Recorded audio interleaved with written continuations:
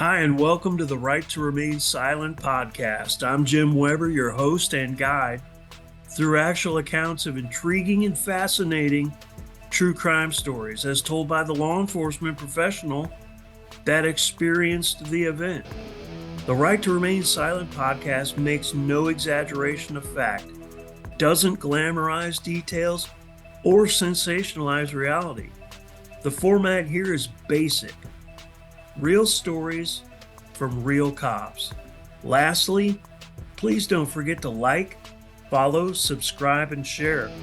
Doing this will help me continue to provide you, the listener, with captivating and relevant true crime stories. Now, let's listen in on today's episode.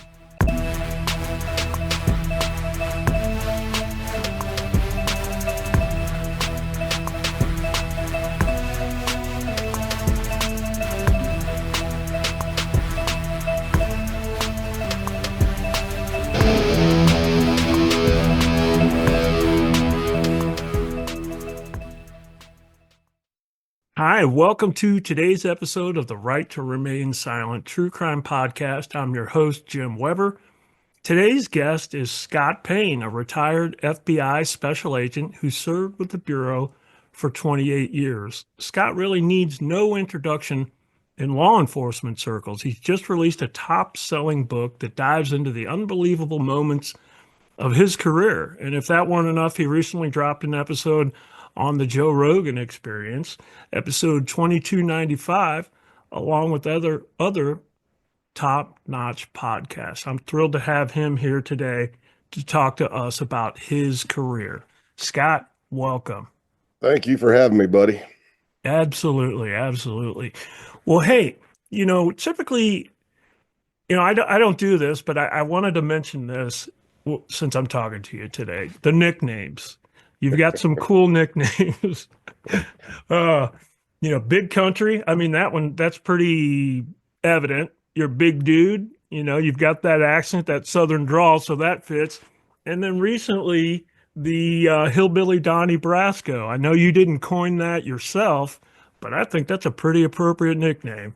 Yes, it's cool. I won't say yes, it's appropriate. I'll say it's cool, but it's also scary because, as I told you offline, I'm still in contact with Joe Pistone, and he texted me the other day congratulating me on Joe Rogan and asking me how in the heck I pulled that off. And I just said I'm blessed because I'm not really sure how it happened.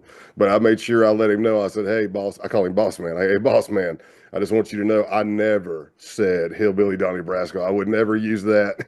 I wouldn't. There's no way I would come. Even I said, but they somewhere it picked up on a journalist somewhere said it, and I said I will wear it with honor. And he hit me back with the sunglasses emoji saying he liked it, and I'm like, well, thank you very much. Yep, there you go. That's pretty cool.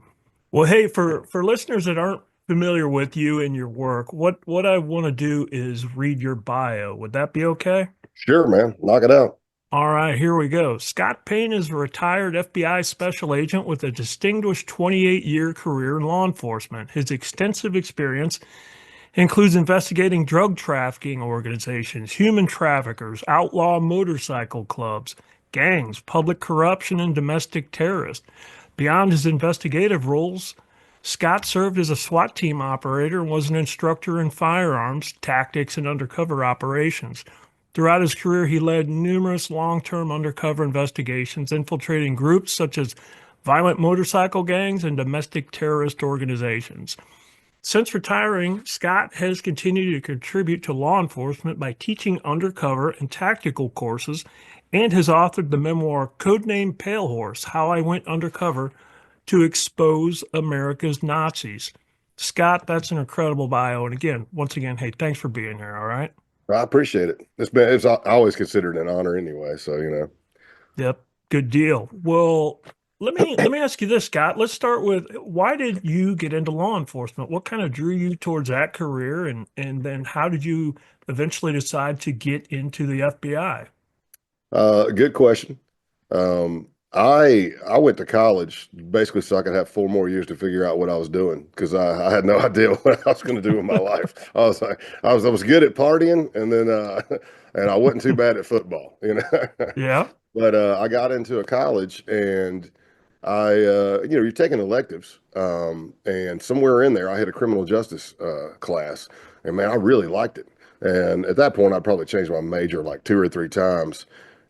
Psychology was always constant throughout, but I ended up falling in love with it, and it really just went with my personality. And as you know, I mean, you're former law enforcement. It's a calling.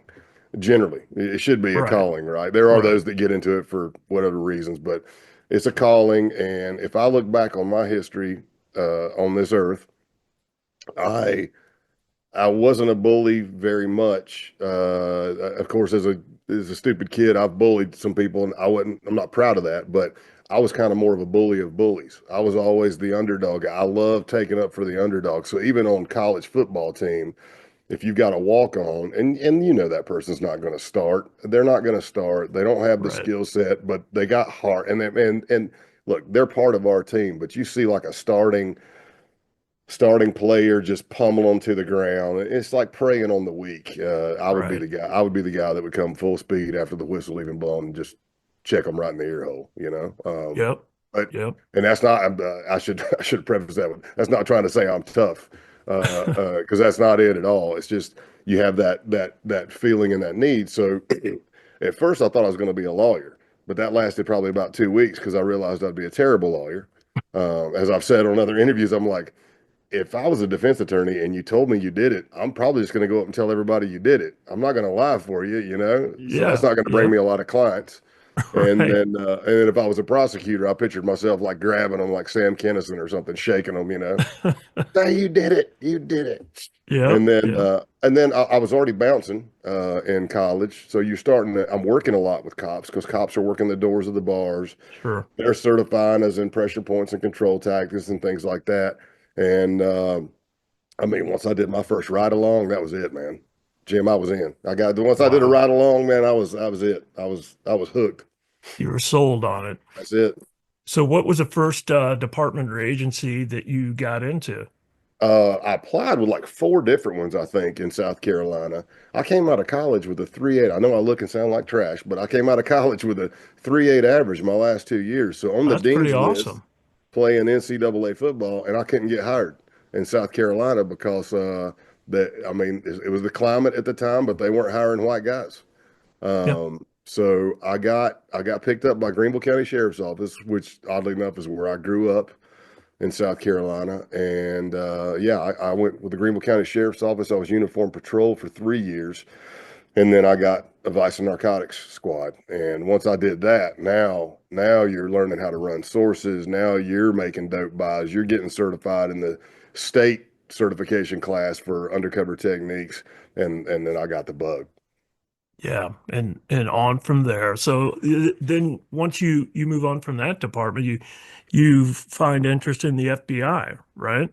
Yes. Yeah. About what time frame was that, and how did that unfold? I was at the sheriff's office for 5 years, and then I got picked up by the FBI in '98. So I probably was applying the whole year of '98, Sure. because it Sure. took a while to get through the process. I do not remember saying I wanted to be a Fed. However, I did find some notes somewhere in that whatever plastic bin you have with all your cop stuff and your yearbooks and all that. Mine's down And in the basement right there, now. there you go. The only thing I had to take out, I had the old raincoat from when I was a cop, and I guess it had water still on it, and I packed it in there, and man, I had so much mold, and Oh, I had to take that out and clean up a bunch of stuff. But somewhere in there was a note, and it said, "In 5 years, I'm going to be a federal agent," and I do not remember that, but apparently I wrote it down because it's my handwriting. But I wow. applied with the FBI, and I got picked up. It's kind of a funny story because I remember being at Southern Command Vice and Narcotics. Greenville County is a pretty big county in Okay. South Carolina, and I was at Southern Command Vice and Narcotics. We were doing surveillance, and I was in the car with my sergeant, Popeye forearms, Fu Manchu, former Marine, looked like a bulldog, built like a bulldog, and he looks over at me and he says, at that point, my nickname was Kingpin. You don't choose your nicknames, right? I don't. Exactly. I don't even remember how I got it, but it was better than Little Bus, which was my first nickname on on the Northern Command Narcotic Squad.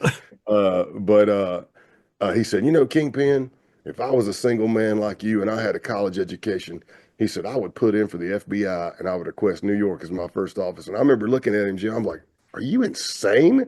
I'm like, Mm-hmm. at that point, I only thought the FBI worked bank robberies because that's the only time I ever saw him. I had no Sure. experience with the federal level. And he starts explaining it to me. Well, sure enough, I apply and I never got a chance to fill out the DEA's or U.S. Marshals Mm-hmm. applications because every time I was about to, I would get notified by the FBI. Hey, now you're ready for phase one. You're ready for phase two. All this other stuff, and I'll be dadgum if I didn't get the FBI. I got hired, and my first office was New York City. Even though out of 56 field offices, I listed it like 36, somewhere in the high 30s. And I remember going back from my going away party, and I told Sarge, I was like, "You jinxed me. I go look at this. I'm going to New York City," and That's it ended up being amazing. great. Yeah, it Yeah, was good cool. deal. Well, hey, just curious, as a collegiate athlete going into the bureau, going through training at Quantico, in your opinion, how was training PT wise for a guy like you? Uh, Not bad, not bad. But I was a lineman. I was a bigger dude. I mean, like we joke big country, but I'm more medium now. I'm only about 260. It's a wonderful thing of aging, you know. You Yeah. start losing your butt, your skin legs get skinnier. So yeah, it's great, Yep. great stuff. Yep. However, your nose and ears keep growing. Great. That that's a great sick joke from above. I appreciate that. But yeah, I thought it was pretty good because back then it was a 2 mile run, which I hated that. Oh Because yeah. when I went into Quantico, I did not understand training for long distance running. All I was doing to train for the 2 mile run was running 2 miles. And that's not what you need to do. I needed to be running four. But as far as the shuttle run, the sprints and the push ups and sit ups and pull ups, that was great. I loved it. But I always tended, me personally, the way I trained and the way I was built and what I trained for, I was always better at those. We called it county fair or like a round robin or whatever, but it was called a point run in the FBI. So you run for a while and then you get to a station, and at that station we're all doing push-ups, and then you Hmm. run for a while and you get to a station and you do that. I was always built better for just the running long distance nonstop, not so much. Yeah. Hey, I think you and I both, we kind of have a similarity there. I was the fat kid in the back, you know. Yeah, it's same, same. I'm embarrassed to say, but yeah. Well, so once you're at New York, how long were you there? Actually only 3 years, which was kind Yeah. of an anomaly. Because that is the biggest field office the FBI has. It's not exactly easy to get out of, but when I got there, I pretty much immediately started looking at undercover stuff. And there was a way back then on the computer system, you could just type in the word canvas and do a search. Hmm. Under a certain classification, it would pop up. And I actually found an undercover that was looking for people who weren't necessarily certified through the school yet in San Antonio. And I got my bosses to approve it for 30 days. I went down, and based on my previous experience and training and skill set, I did well. And then at the end of 30 days, they asked if I could stay for 60 more.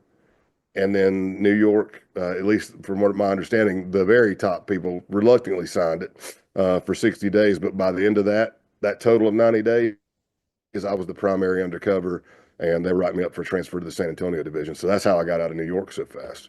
Okay. Okay. So as far as your offices during your entire FBI career, New York, San Antonio, were there others as well? Yeah, Knoxville, Tennessee. But in San Antonio, I was in the McAllen resident agency. So San Antonio is kind of apples and oranges compared to a lot of divisions in the FBI because you've got headquarters city in San Antonio, but almost 4 hours south is Mm, McAllen. So yeah. McAllen had its own ASAC. So you generally at a resident agency, you only have like a supervisor. This was a big enough. I mean, it's as big as the Knoxville office. It's as big as a lot of offices.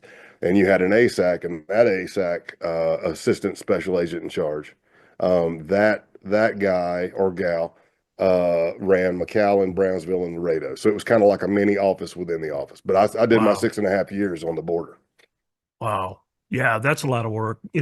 As a Homeland Security agent, I think I was kind of lucky because I call myself a hillbilly from Missouri, when Yeah. I got on, my concern was going to the border. And I think I was fortunate enough. I worked interior offices, Chicago, Illinois for a number of years, St. Louis, Missouri for the remainder of my career. But as I reflect back, I wish I had done like you and worked a border like that to gain that valuable experience. It is crazy. Yeah, I mean, it'll fly by too. yeah. But after 5 summers on the border, I was like, okay, I'm done. Time to bounce.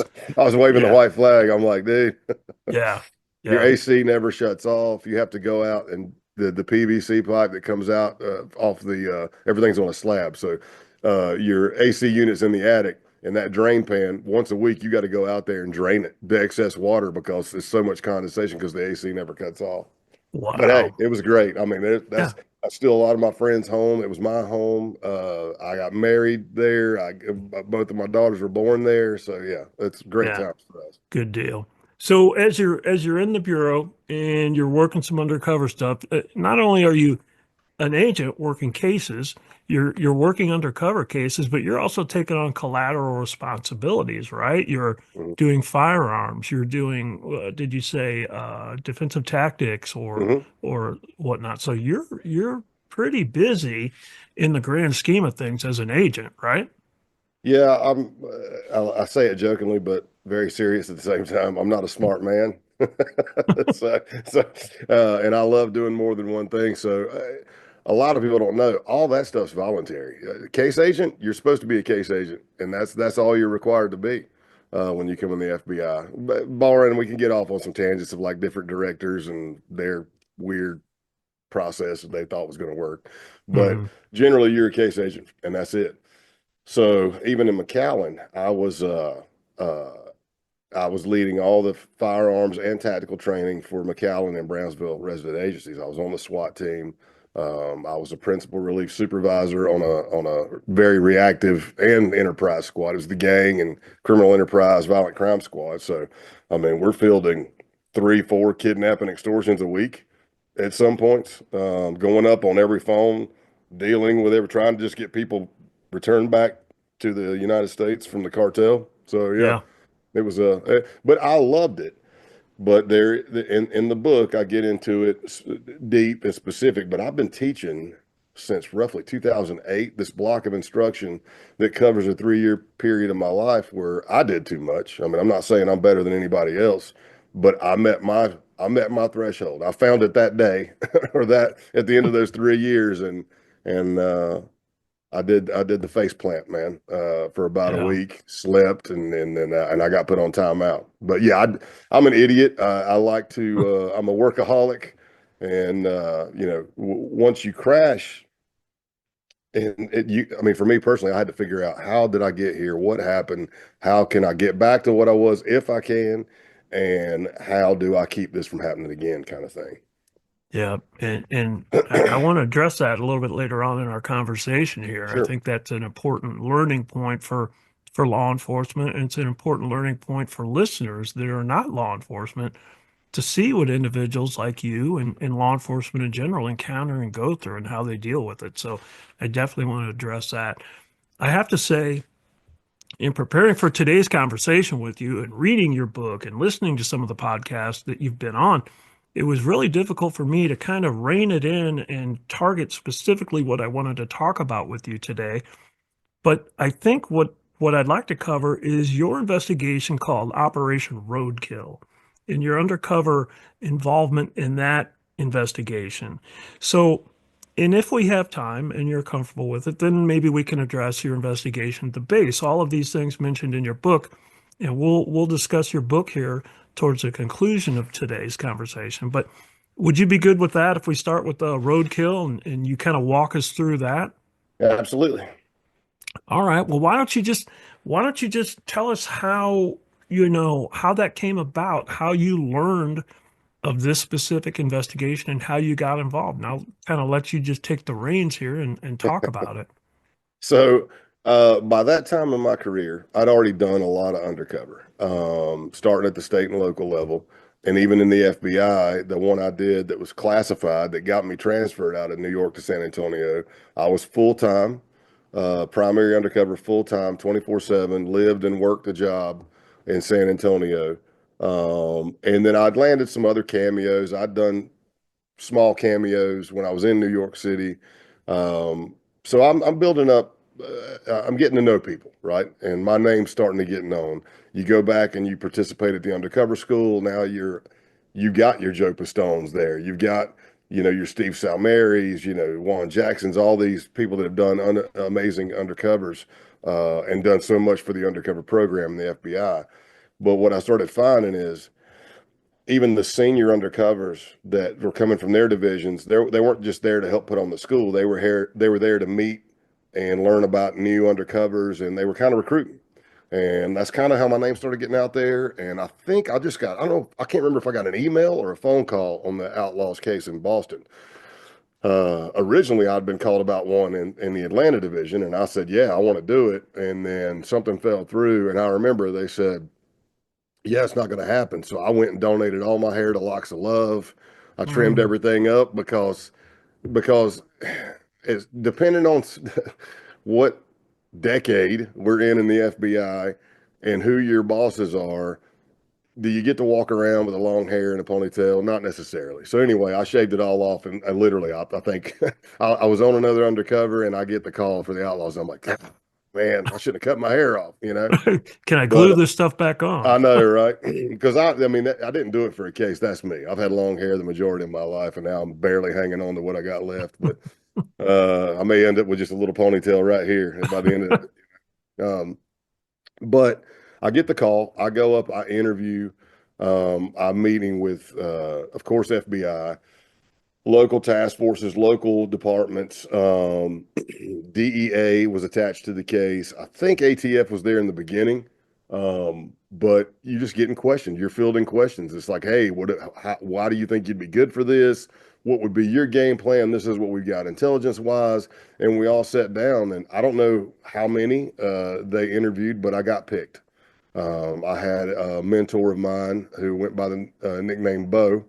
Bo was he'd been in some very high positions in the undercover program, and it just so happens that he was leading an undercover operation kind of initiative in Texas.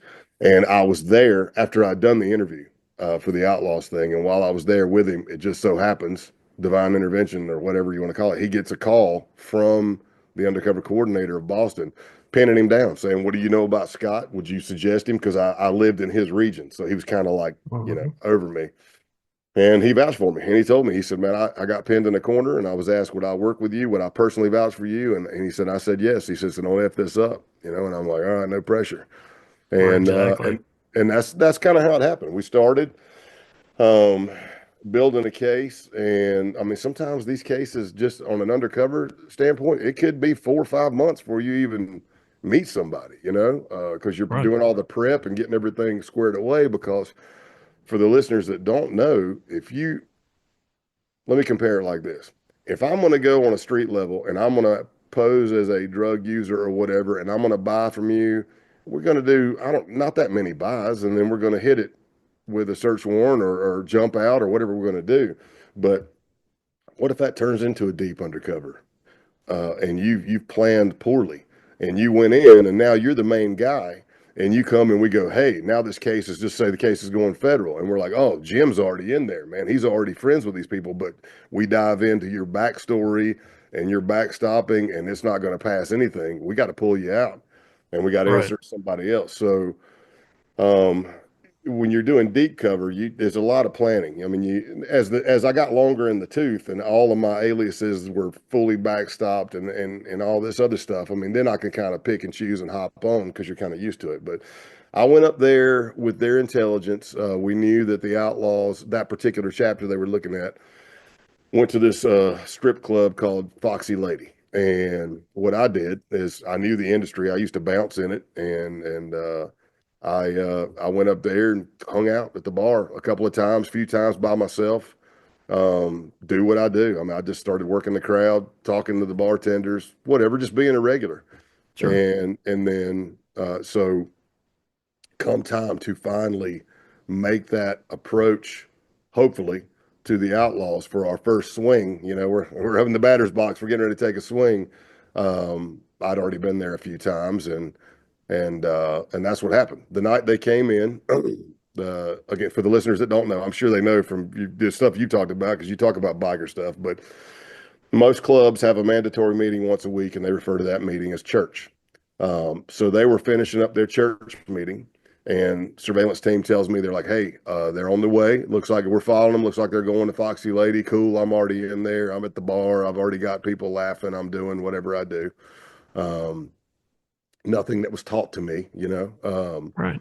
or not giving away tradecraft. But I was in there, and they come walking in. Well, the thing that they had gotten wrong on their intelligence is they told me that they were not allowed to wear their colors, which is their cuts, their vest into the bar, which a lot of bars do that to thwart any kind of violence. They're like, Sure. okay, we welcome you all, but Hell's Angels, you can't wear your colors. Outlaws, you can't wear your colors. Black Pistons, you can't wear whatever it is. Well, they all came in a sea of black of Kind of outlaw. disregarding that rule. Yeah, and I was like, well, I guess the intelligence is wrong, which I've said it before, but I've got a pretty wicked sense of humor. But I'm like looking at them going, well, that changes things, because here Yeah. I am, a country boy in Boston, well, just south of Boston, Massachusetts.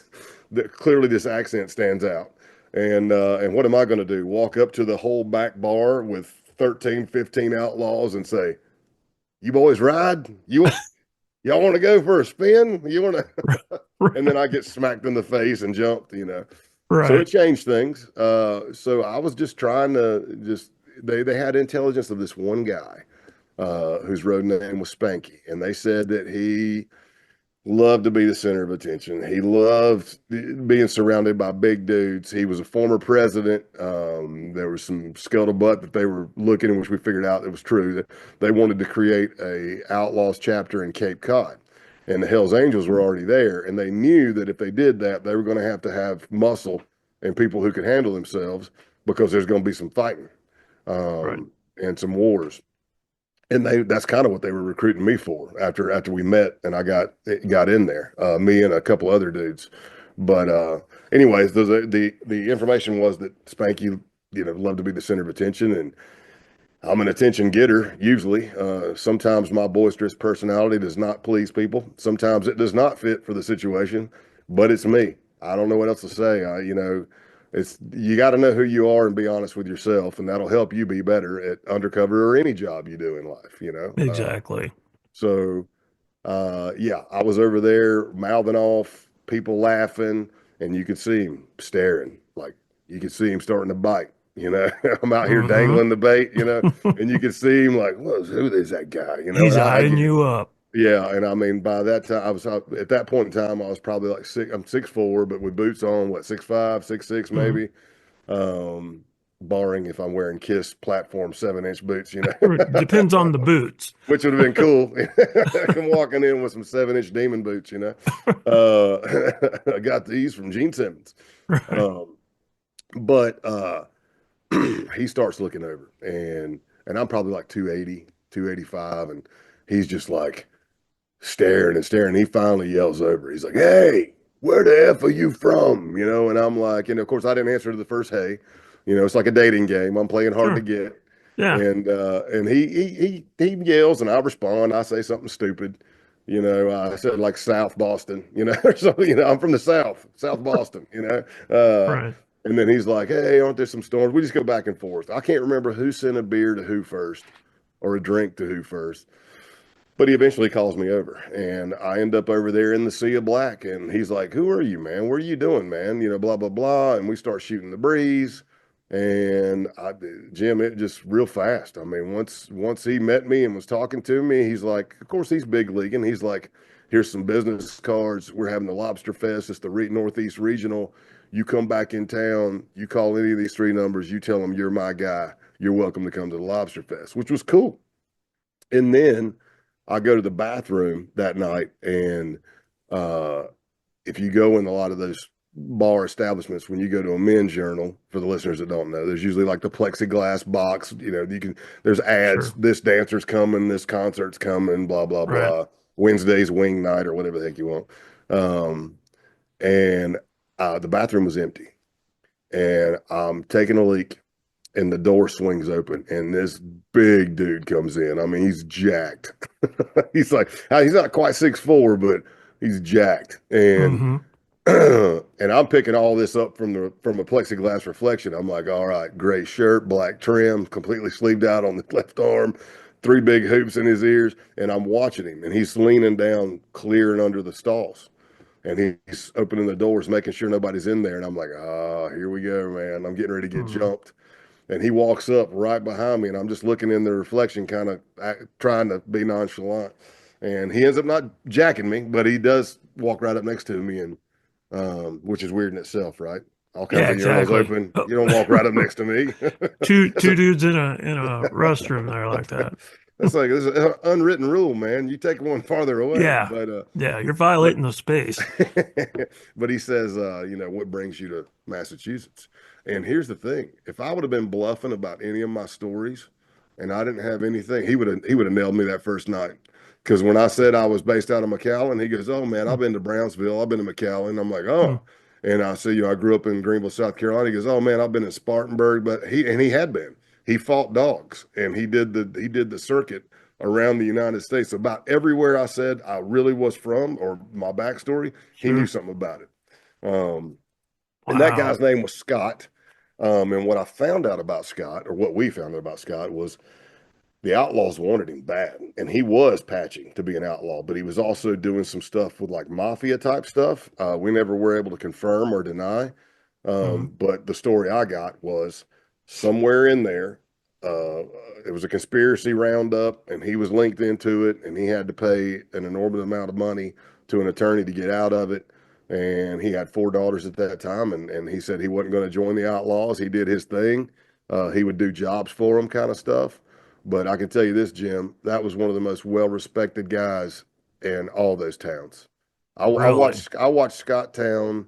We became very, very tight, and I go through this thoroughly in the book.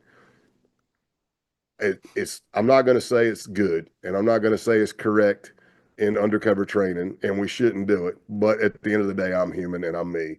So 2 years with this guy, we were so close, so tight, finished each other's sentences, same personality, kindred spirits, other than the fact that I was an FBI agent, not breaking the law, and he had his choices he made.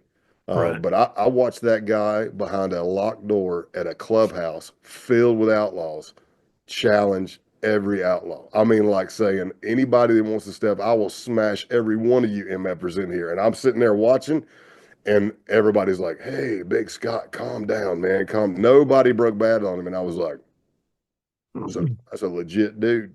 Yeah, straight up. And now I'm Yeah. doing that. Now I'm doing Spanky. I'm like, that's my guy. That's my guy. Now Let I'm me surrounding myself with big guys. Yeah. Heck yeah, that's a good game plan. Let me ask you this. You had mentioned legends and building a legend and then Scott asking you about where you were from and that type of thing. Did you specifically create a legend for this investigation, or did you say that you utilized an existing one that you had already built? And when I say legend for the listeners, your background, your backstory. I created this one. I had my background growing up was football, landscaping.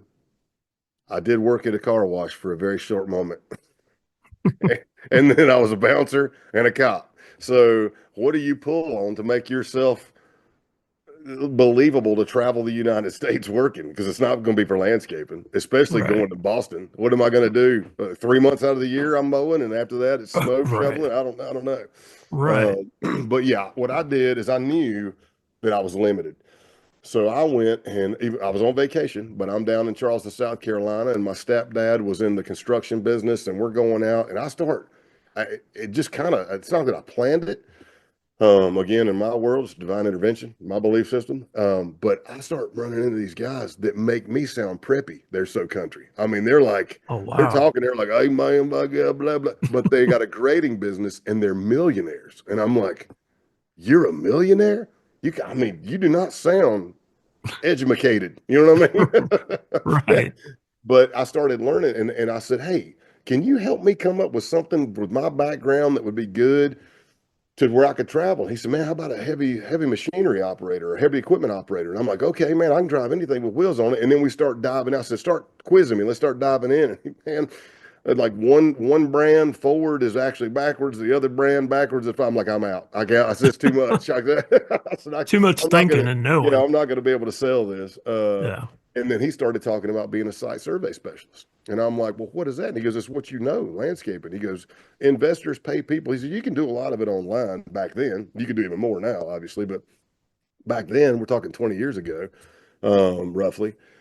And they're like, they will pay you. There are investors that pay people to go around and do site surveys. So they're looking at a property. Let's say it's land, and let's say it's where you're at right now. I could go into town and I'm going to look, and is that zoned for mercantile? Is it zoned for residential? Let's start Hmm. looking at what types of clays there. Let's do the 4 points, and we go to the clerk's office, and it can get in. What I found is the deeper I started talking about it, it was very similar to the Forrest Gump, Bubba Gump, shrimp stuff. I mean, you start talking about different kinds of clay, and you're dealing with violent criminals. They don't care about They're dirt. They tuning really, out. yeah, they're like, who gives an F? So, but that's what I ended up going with, the site survey specialist, and that's technically while I was there Hmm. in Okay.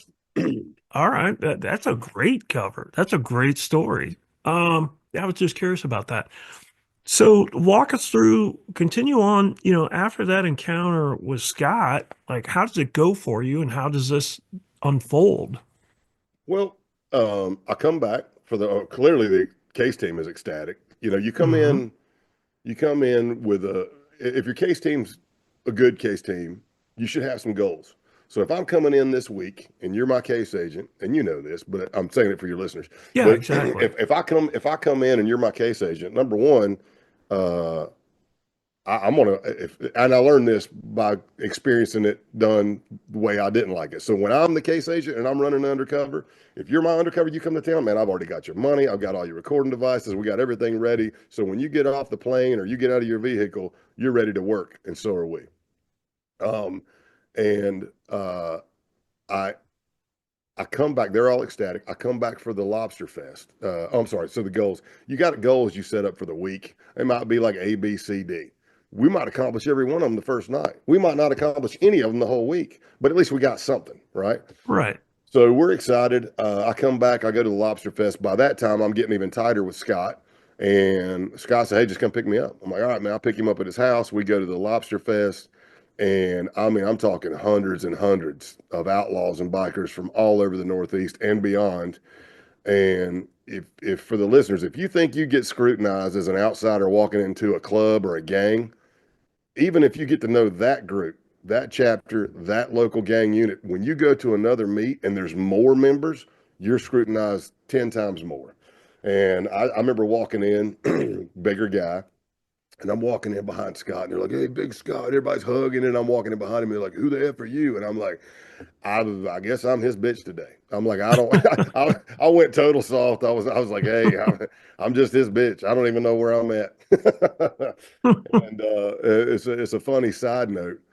I won't bore the listeners with the legalese and attorney general guidelines and all this stuff, but in order to generate project generated income is something special you got to get approval for. In other words, if you're doing something in your undercover that makes money, you can't just keep that money. You got to have approvals to get the money, and then you can use it for the case. It's weird stuff. But Right. I go to the Lobster Fest with him. You're buying raffles. That's how they do it. Brockton Bucks. I've still got some pinned up in my Hooray for Me wall back there. You buy the Brockton Bucks, and then you can go buy liquor and whatever. Well, you get a raffle because they're giving away money. It's my first time. Like I bumped them in the bar, and now I'm at the clubhouse, Brockton Clubhouse, hundreds like motorcycles everywhere. It was awesome for me. Hmm. I won the damn raffle. I'm like, they call out the number, and I go, oh shit, what are the freaking odds? And I bump Right. Scott, and I go, hey, I think I won. And he goes, well, go. He goes, you did win. Go up there. I'm not going up there. You carry it up. He goes, get your ass up. And I'm like, okay. So now here I am trying not to make a big splash, trying to just kind of blend in the sea of black. And now I'm up on the stage You're in the spotlight there. winning. Yeah, winning. I don't know. It might have been like $600, whatever it was. But in my head, thinking like a case agent and an undercover coordinator, I'm like, we did not get approval for me to make $600. That's what I'm thinking. Right. And I walked over to the bar. I said, like, thanks, thanks. I walked over to the closest bar. I said, I'll take 2 double Jack and Cokes. And then whatever that cost, the rest of all the 600 went into the tip jar. I was like, hey man, I don't, Wow. this is your Good money. move there. Yeah. Yeah. Yeah. Well, They thought I was being nice. I was just trying not to have to fill out paperwork. you killed two birds with one stone right there, man. That was a good move. Well, so you're getting ingratiated to these guys here, and it sounds like they're, initially acceptive of you. So what do you determine? What's the goal of the investigation here? You have information that they're involved in ABC crimes hmm or what walk us through that. Where are we going? Where are we trying to go? Well, the case team had probably been working that case easily for a year or more. The task force officers, I'm pretty sure they're the ones that brought it to the FBI. They've been, I mean, Sergeant Higginbottom, I think he became a cop in 78 or a state trooper in 78. And I mean, he worked the outlaws for 20 plus years. So they all called him Higgy. They couldn't stand him. I mean, there would be jokes. They'd be like, freaking Higgy's going to be writing us tickets from a damn wheelchair. And I know Higgy's out in the vehicle listening, and Hmm. I'd be like, yeah, if it wasn't for that gun and that badge, I start. Right. I'm like, he's not tough. He just thinks he's tough because of that gun and that badge. And then I'd go to hand off my equipment later, and he'd be looking at me going, "I heard what you said." I'm like, "What? I don't know what you're talking about." That's hilarious. But oh, you got to have fun. Yeah. But what they had gathered all kinds of evidence of criminal activity. Now, is that enough to do a conspiracy? No. Is it enough to take it federal level? Not necessarily. And for the listeners that don't know, it's not. We always get into this thing of, oh, look at all the cases you took down. You initiated everything. Absolutely not. That's why everybody pled guilty. Entrapment is like UC 101. We can't do it. These guys were all predicated. Out of 13 to 15 members in the Taunton chapter, one and a half had a job. One had a towing company. The other one was a piercer and a tattoo artist, but I don't think he worked all the time. Everybody else, Jim, straight thug. I mean, no Yeah. jobs, home invasions, extortions, carjackings, beat that, you name it. Drugs, a lot of drugs. So for me, as the undercover, at least the way my mindset always is, I shouldn't say always is for these types of cases. Because if I'm doing Mhm. like a murder for hire, it's very fast. Usually I'm walking in, there's no ingratiation you needed. I'm a stone cold killer, that kind of thing. But this is I'm having to start hanging out. I mean, I can't just walk in and start talking dirty stuff being out of tech. So I had to get in, get trust, and find out from that level what I could find out for the team. And eventually, I mean, there were fights. There was things that like, how can you be in a fight when the Attorney General guidelines clearly say you can't be in an act of violence unless it's self-defense, how do Right. you articulate when you're in the middle of a fight? Am I actually helping this person? It looks like I'm fighting, but I can articulate in my report that I was actually picking this dude up and throwing him back to his vehicle to get him out of harm's way. There are things like that, and it's a violent culture. I mean, we go Yeah. drinking and then we're in a bar and we're, hey, you know what move I like? And next thing you know, you're getting slammed across the table. Somebody's digging their finger between your rib cage and you're bending. It's just it reminded me of college football. Yeah. Um, Yeah, and not only that, but not only are these as, guys drinking, but they're on drugs as it, well, and they're out of their yeah, mind sometimes. yeah. And picture this. I tell this a lot of people don't get it. I'm like, hey, you're drinking all night with bad guys. At least I was. And you're drinking, and they go over and do a line of coke, a little bump of coke or a bump of meth. That completely sobers them up. Not me. I'm looking for Yeah. coffee at 3 in the morning in the bar. Right. Right. But all that was going on. But what started generally happening is I start letting it be known that I'm involved in illegal activity. Um, and I based everything on facts about how things work at the border. A lot of people are familiar with the dope game, but they're not familiar with the stolen goods game going into Mexico. And I was working with Texas Department of Public Safety, and I would ask them and their auto theft units and to make sure what I was saying was true, and I would learn, and that's what I did. So eventually, We started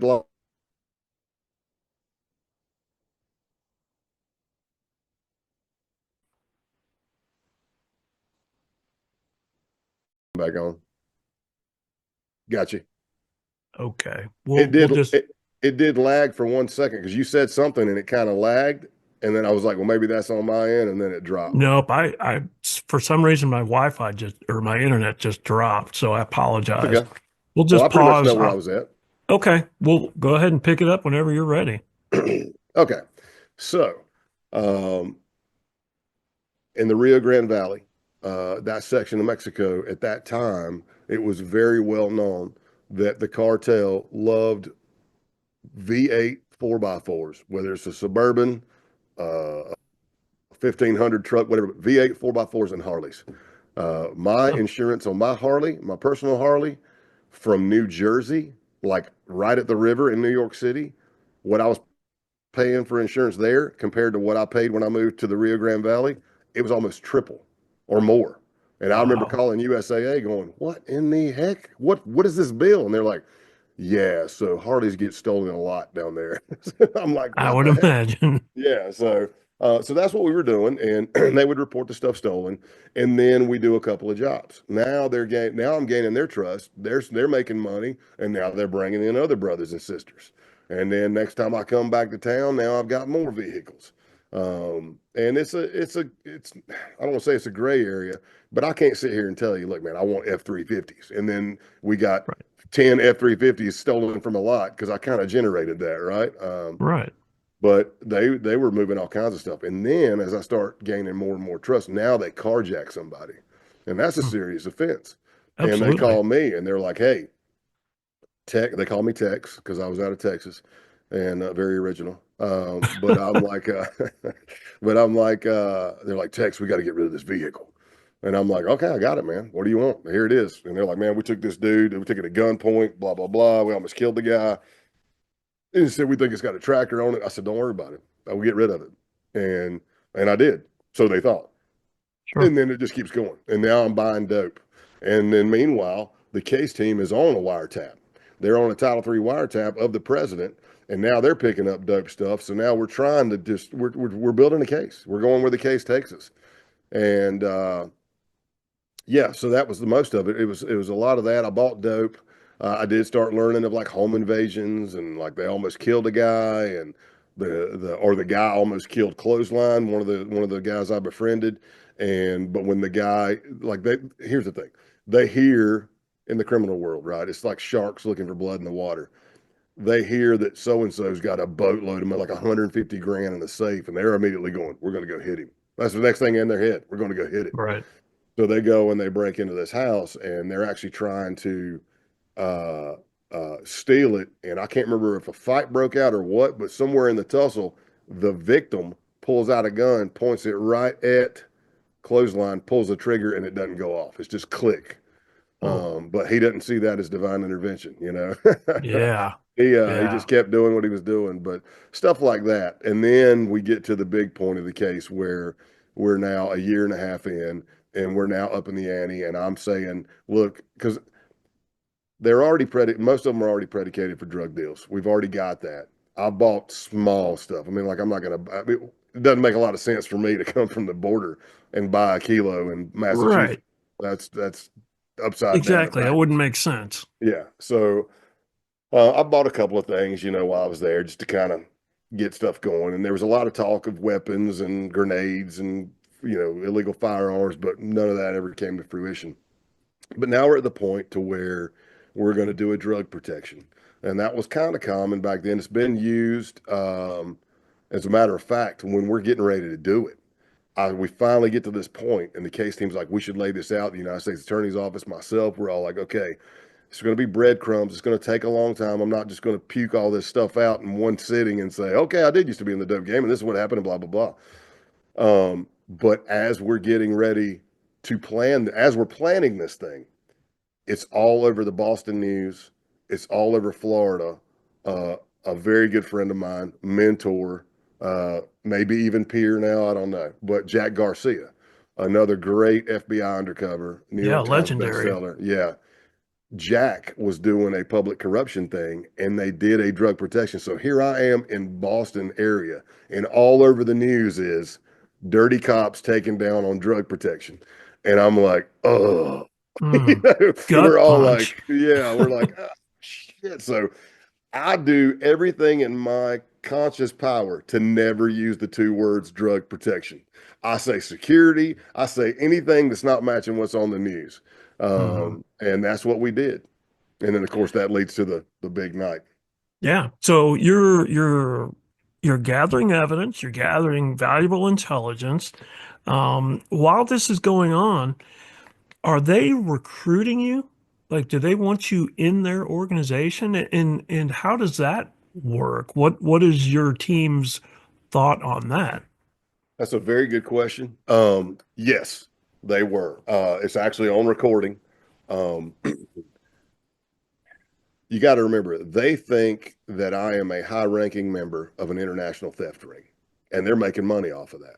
And they know I travel a good bit, and that's what my backstory allowed for, and whatever else. And I've been asked, well, what if they popped into Texas? Well, number one, Texas isn't an outlaw state, but if they did pop in, let's just say I was prepared for it, you know, and Sure. that's not necessarily through the FBI. That's just through me doing my own backstopping, maybe having an apartment somewhere that's furnished and all this stuff, just in Right. case. Um, but um, the recruitment, I'm in the clubhouse at one point, and Joe Dogg's the president is like, Tex, you just need to get a PO box up here, man. Be a PO box.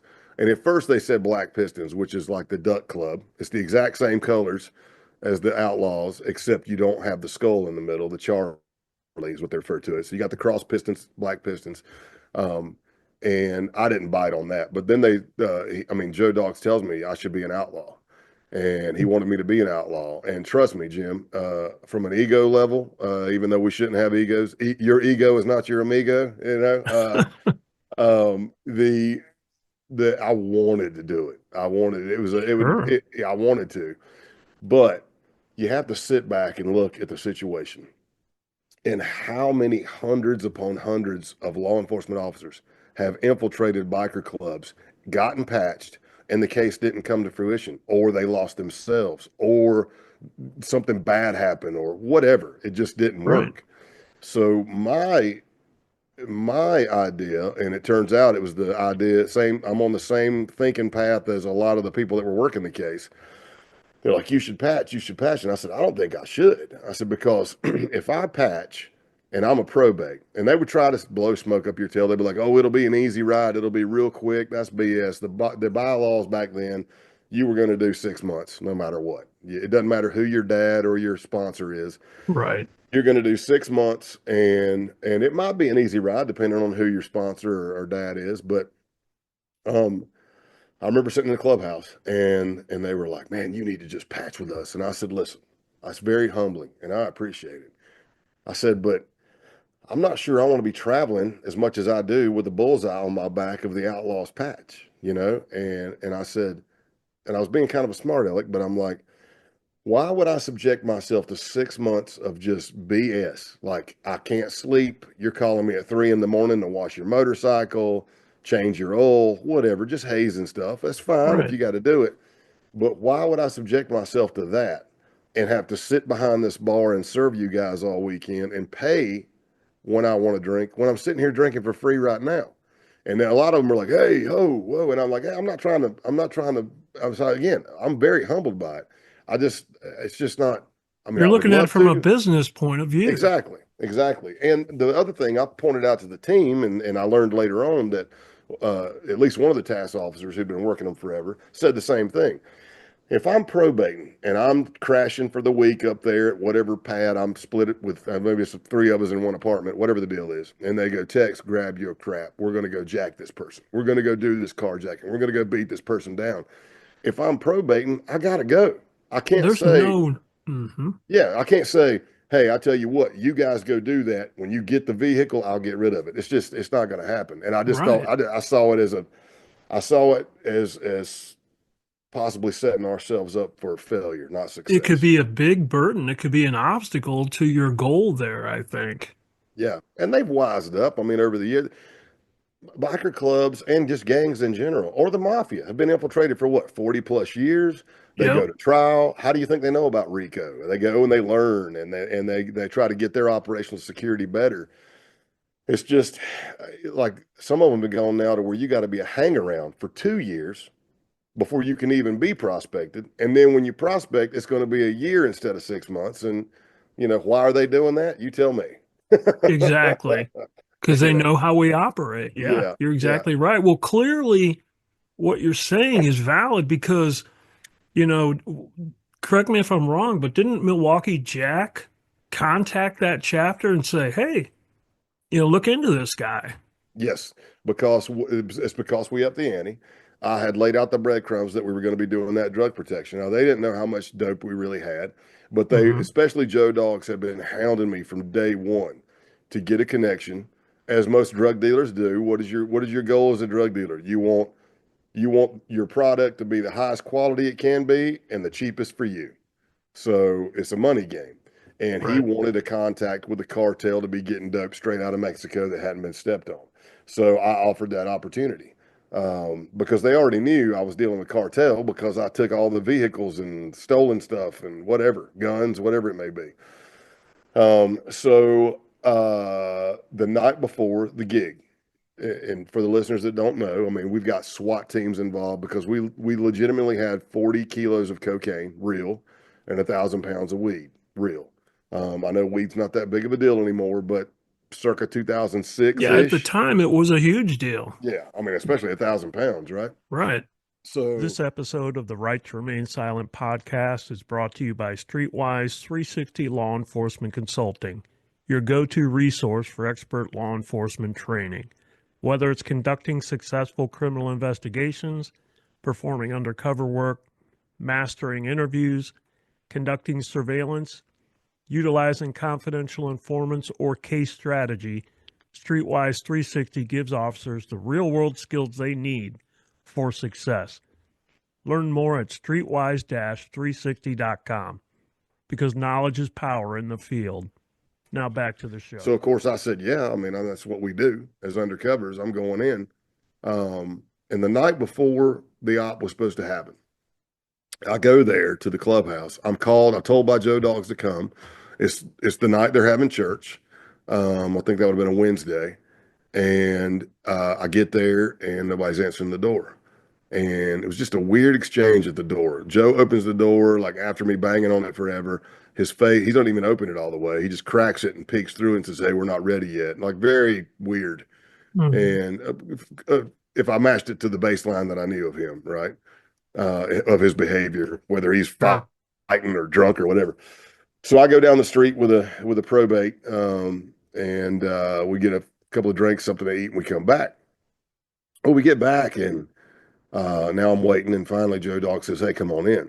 Well, I go in, and I'm cracking jokes like normal, and what I can't see, and I won't say where the recording devices are on me, but I had several. I had at least two recording devices and a transmitter, and w what I didn't see that my recording device was picking up is that if I'm cracking a joke and I'm looking this way and I'm facing you and I'm cracking a joke and you're all laughing like you normally do, when I would turn my head, my device is still aimed that way and you would just see them go stone face, like just cold. So they're like Hmm. laughing. And as soon as I turn my head, they go, Hmm. and I didn't see it. I didn't Yeah. see a guy in the back warming up. And then my probably second closest friend in that 2 years the relationships that I built was Clothesline, and he was the enforcer. And he comes up to me and he says, "Hey, Tex, you got a minute?" And I said, "Yeah." Well, I'd been in that clubhouse, I don't know how many times, a bunch. There's only one door I'd never been in, and that's the door we went in. And it was a very, very tight stairwell, pretty steep, at least the way I remember it. But I'm also having an oh crap moment with tunnel vision and everything going on. Yeah. We walk down into it. It's a tight basement. I probably could have touched the wall on both sides. I can't stand up straight. I'm like leaning like this, and it's cramped. And they've got me at gunpoint. And Clothesline tells me a year and a half in, Clothesline says, "Hey, these are his words." He said, "There's a lot of shit going on, and it's my job to take care of my brothers." He said, "I need you to write down your full name, your date of birth, your social, your address. And he said, I think he said my wife's name. I think he said I didn't have to write my kids' names down, even though they could find them if they wanted to. And then he needed me to take off all my clothes because he was going to check me for a wire. So Wow. That's hair raising. yeah, and I mean, as I tell people, I'm a like I said, I'm a jovial idiot, but my line usually is, I would have much rather heard that story and say, man, that sucks, than to be standing there naked going, man, this sucks. Because what Yeah. am I going to do? Even if you think you're tough and you're, I don't know, Mr. MMA champion, Krav Maga to the extreme, whatever, what are you going to do? I mean, you're in a crawl You're in their space. domain. Yeah, There's more of them than you. and they've already shown me their pistols, so I'm being held by two pistols, being told what to do. Even if I fought my way out of there and got upstairs, there's what 10 more outlaws. The door's Right. locked with a steel bar across it, heavily fortified. It's just not good. So much like anything, even when I was bouncing, your mouth is your best weapon. Without getting off on a sexual tangent and busting chops, but I mean, Right. it's talking. Right. It's talking, you know. Right. Um, and I'm just like, I'm having that oh crap moment. Everything's closing in. I describe it because I still teach active shooter stuff and tactic stuff all over the country, and you get that, and it's auditory exclusion. So everything you hear is like underwater. It's like whoosh, whoosh. It's slowing down. Your eyes is time dilation. Everything you see is in screen grabs and clicks. You can hear, you feel your heart beating, hamstrings get rubbery, you know. And I remember the stress of the situation. I'm leaning forward, and you can see, like my device is recording my hand, and I'm writing my name, and I forgot my middle name because of the stress of the situation. And as I'm rushing through this Rolodex of names in my head, going middle name this, Joseph. No, that was my middle name for another alias. What the heck is my middle name? Now, and again, it's not that I don't know this. I've been this guy forever. I created this persona. I know it, but because of the stress, I lost it. And I don't know I do it, but I did basically a distraction technique.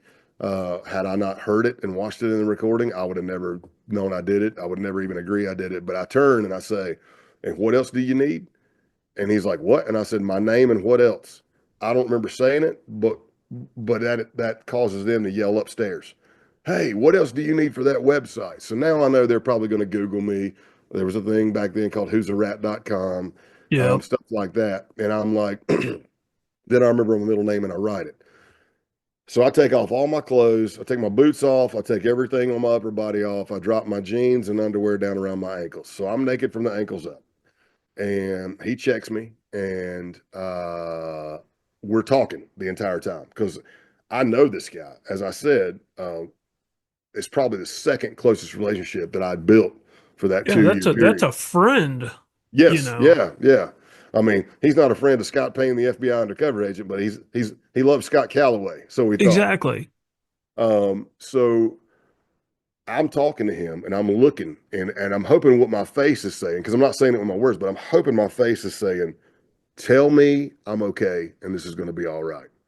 And then his face is kind of slicking back to me. This is just business, but he doesn't know I'm an undercover agent who's wired. Right. So we're talking, and I remember at one point he says, "Trust me, if somebody accused me of being a Fed, I'd probably smash them in the effing mouth."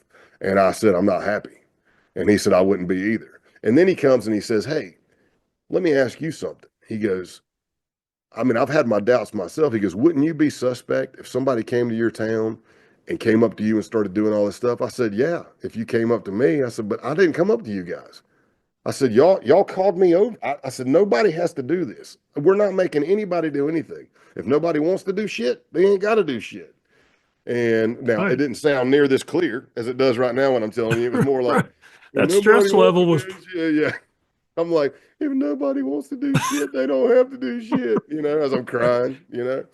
But hold me, so so he finishes checking me, and I think I'm done. Now I'm pulling my britches back up, and he grabs a piece of my clothing, And because I thought I was done, here's this adrenaline dump. I've already gone up and now I'm going down. And now I'm coming back up and I'll be daggone if I'm going back down. And I see Mm, him grab this piece of clothing and without giving a whole lot away, it had a device in it. And he starts grabbing it. And when he grabs it, he says, by this time we're kind of joking. And he says, hey, I'm not going to find anything in here I don't want to, like some naked pictures of my old lady. And he kind of laughs and I give some nonchalant, I'm about to pee my pants laugh. right. And, uh, and then he starts working that piece of clothing and he's looking at it and he's flipping it.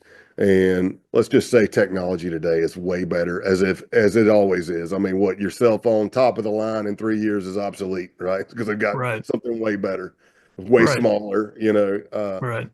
but the equipment that I was using at that point in time, had he kept needing that piece of clothing and looking through it, he would have felt it. And what again, I don't know I do it unless you see the recording and listen to it. There is a clear audible sigh from me. I'm standing there, can't stand up straight, no shirt on. I don't think I put my boots back on, and I'm watching this dude go through my clothing, and you literally hear me go, I don't know I do it. It's just Mm. an audible sigh. And he basically looks right at it and he misses it. Oh, And then he hands wow. it back to me. And then he's like, and then we go right into business. And I'm telling jokes because it is a defense mechanism for me as well. I'm Hmm. scared crapless, right? And now I'm Right. like, oh, at least I didn't wear white underwear. I'm making jokes like that. Right. I'm glad I'm wearing colored boxer briefs or whatever the heck. But we go up. I'm on that adrenaline dump.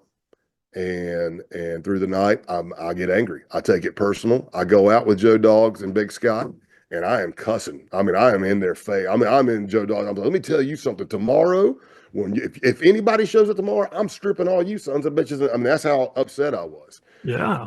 because I took it personal, and I shouldn't have. That's not what we did. That is definitely not Right. undercover training. But that's a natural reaction. I had a buddy of mine tell me the other day, before going on Rogan, actually, he said, listen, an abnormal reaction to an abnormal situation is normal. That's a great way to say it. He's like, man, you're being stripped to the basement or you're getting ready to go on Joe Rogan. It's okay to be nervous. Right. Right. But so here's the thing that a lot of people ask, and I've been teaching this again since 2008, and now my wife she'll sit there. The first several times she said, well, anytime she sits through it, she starts crying. She's emotional, and she also knows her husband, and she's hearing her husband, and she knows her husband's scared because she can hear it in my voice. But a lot of people ask, hey, if he would have found it, what would you have said? And I say it the exact same every time. But because he threw that bone at me with a joke of like naked pictures of his old lady, if he would have said, what is this? I probably would have said, hey, man, I don't know, some naked pictures of the old lady. And hopefully that would end it, buy me time. I don't know. The Right. only other thing I had to say, Jim, was, and as I always say, I remember it like it was yesterday. I would have looked at him, and if he would have found a device and said, what is this? I would have said, the gig's up. I'm an undercover FBI agent, and I can walk out of here and we can see each other in court, or all hell's going to break loose. The problem is, it would have been a bluff on my part because, to my knowledge, every time I'd been in that clubhouse, at least almost all the time, my understanding was all the time, my cover team could never hear me. Whether it was because of the walls, the basement, whatever, they just couldn't hear me. This Yeah. is again 2005, 2008 era. And so it would have been a bluff. What I found out that night when I finally ended the shift and meet in an undisclosed location, the case team, and hand in my equipment, I found out that the two main two task force officers on the case, the core case team was basically me as the undercover, Detective Cummings out of Brockton PD, Sergeant Higginbotham off of Massachusetts State Troopers. Tim Quinn was the case agent FBI, and we had Nancy Morelli, who was the DEA agent. That was pretty much our core team. It would expand a little bit, die back down, but for two Sure. years. So it was Cummings and Higginbotham that started the shift that night. And whatever that first interaction with Joe Dogs, how I explained it was just weird, that made their spotty senses go off. And they had pulled close enough. They heard everything. And because they were listening to my voice and they knew me, even though they're clearly it's scared, They were already suiting up. They had their vest and their kit on. They had been in that clubhouse. They knew how fortified the door was. Their plan was to drive the van they were in into the cinder block brick wall around the door, maybe breach the wall around the door. It's a plan, right? And they had radioed back to Boston because, again, even though FBI agents and the teams had probably worked some that day, this is the beginning of the shift. It's like 7, 8 o'clock at night. Yeah. And they were all, to my, what they explained to me, they were all coming blue lights and sirens down the highway to me, because of our experience with each other, because of the training that I'd been through, and the way that whole situation played out. Again, for me, it's divine intervention. They didn't pull the trigger. We passed the test, and we lived to fight another day. The part that I like to get more personal about on this thing is, at that point in time in my life, we had two daughters.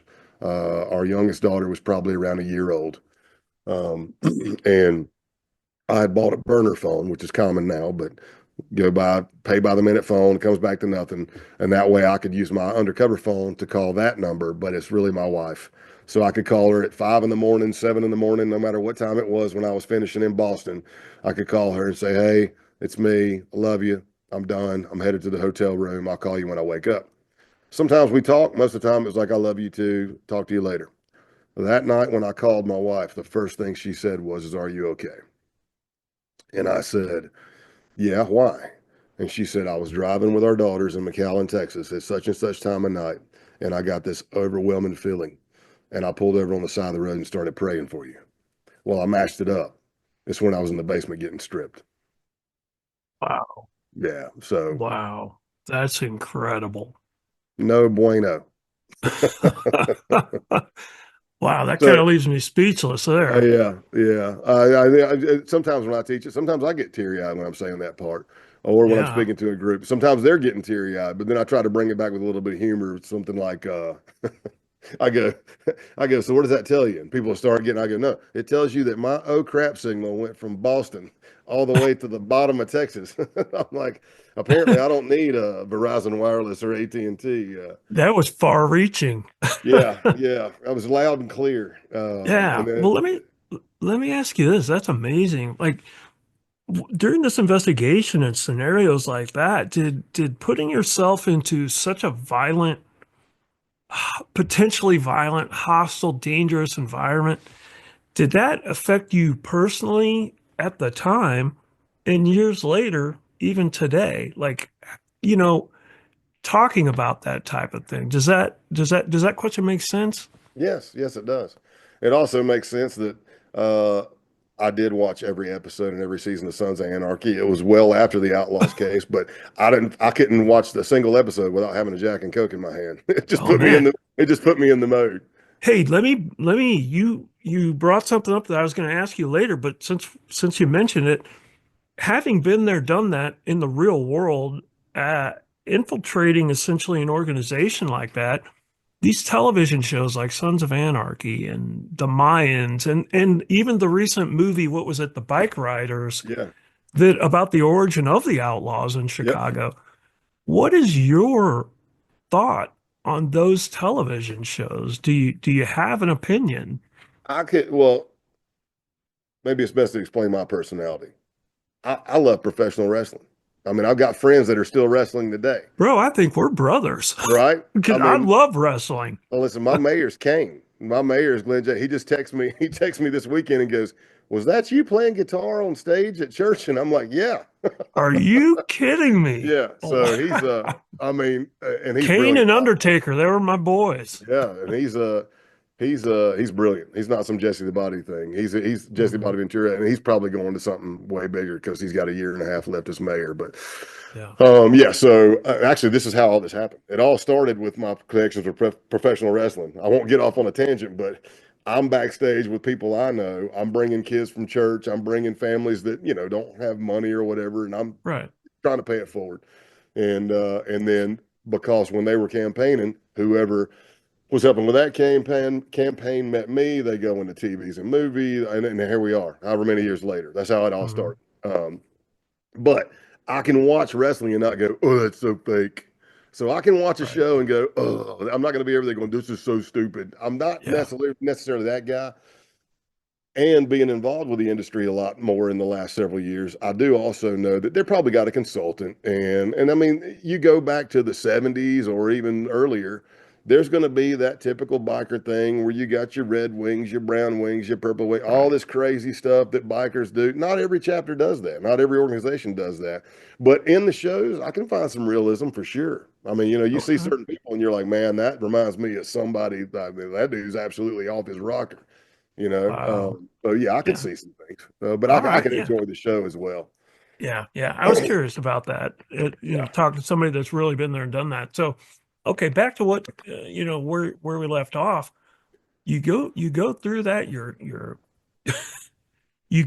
You barely get through that without them discovering that equipment, and you're moving towards that night or that deal going down. Keep talking about that and kind of bring that to a conclusion for us. So what happens is I say I get up the next day. I didn't sleep. I probably if I slept, it was 30 minutes. Because it's such a crazy freaking evening, and Yeah. you're also in work mode. We're trying to do all this. I mean, you've got other undercovers flying in. We're trying to do this whole thing, and it has to look real, and it has to be based on what they wanted anyway. So we meet the next day in a parking lot. I went and bought handheld radios, and I think like 6 to 8 outlaws helped cover the deal. So one drug shipment's coming in with a crew, and it's going to be handed over to another crew, another cartel.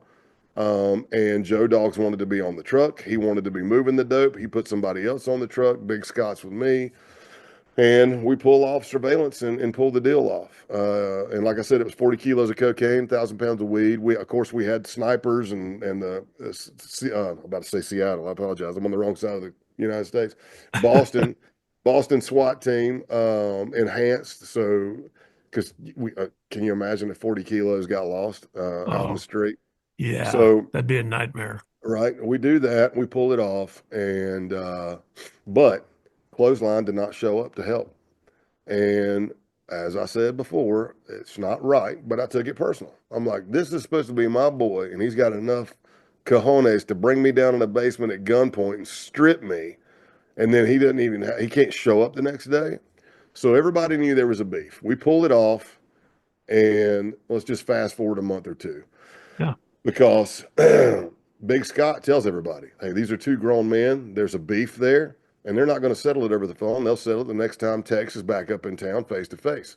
So I come back, and in my mind, I'm like all ready. I'm like, if we got to go to blows, let's go. You know, Right. um, we're going to talk about what happened. So we're at this cantina we all used to hang out with at in Bridgewater, and Clothesline comes in. He looks a little disheveled, more than I mean, he looked rough Mhm. and not his norm. And he came in and he said, hey, basically something to the effect of, hey, Tex, can I talk to you for a minute? And I said, no. The last time you asked me that, I ended up naked in a basement with guns pointed at me. I'm not so Right. sure I want to give you in a minute anymore. Right. And he said, no, it's not like that. We went back in the kitchen of the cantina and we started talking.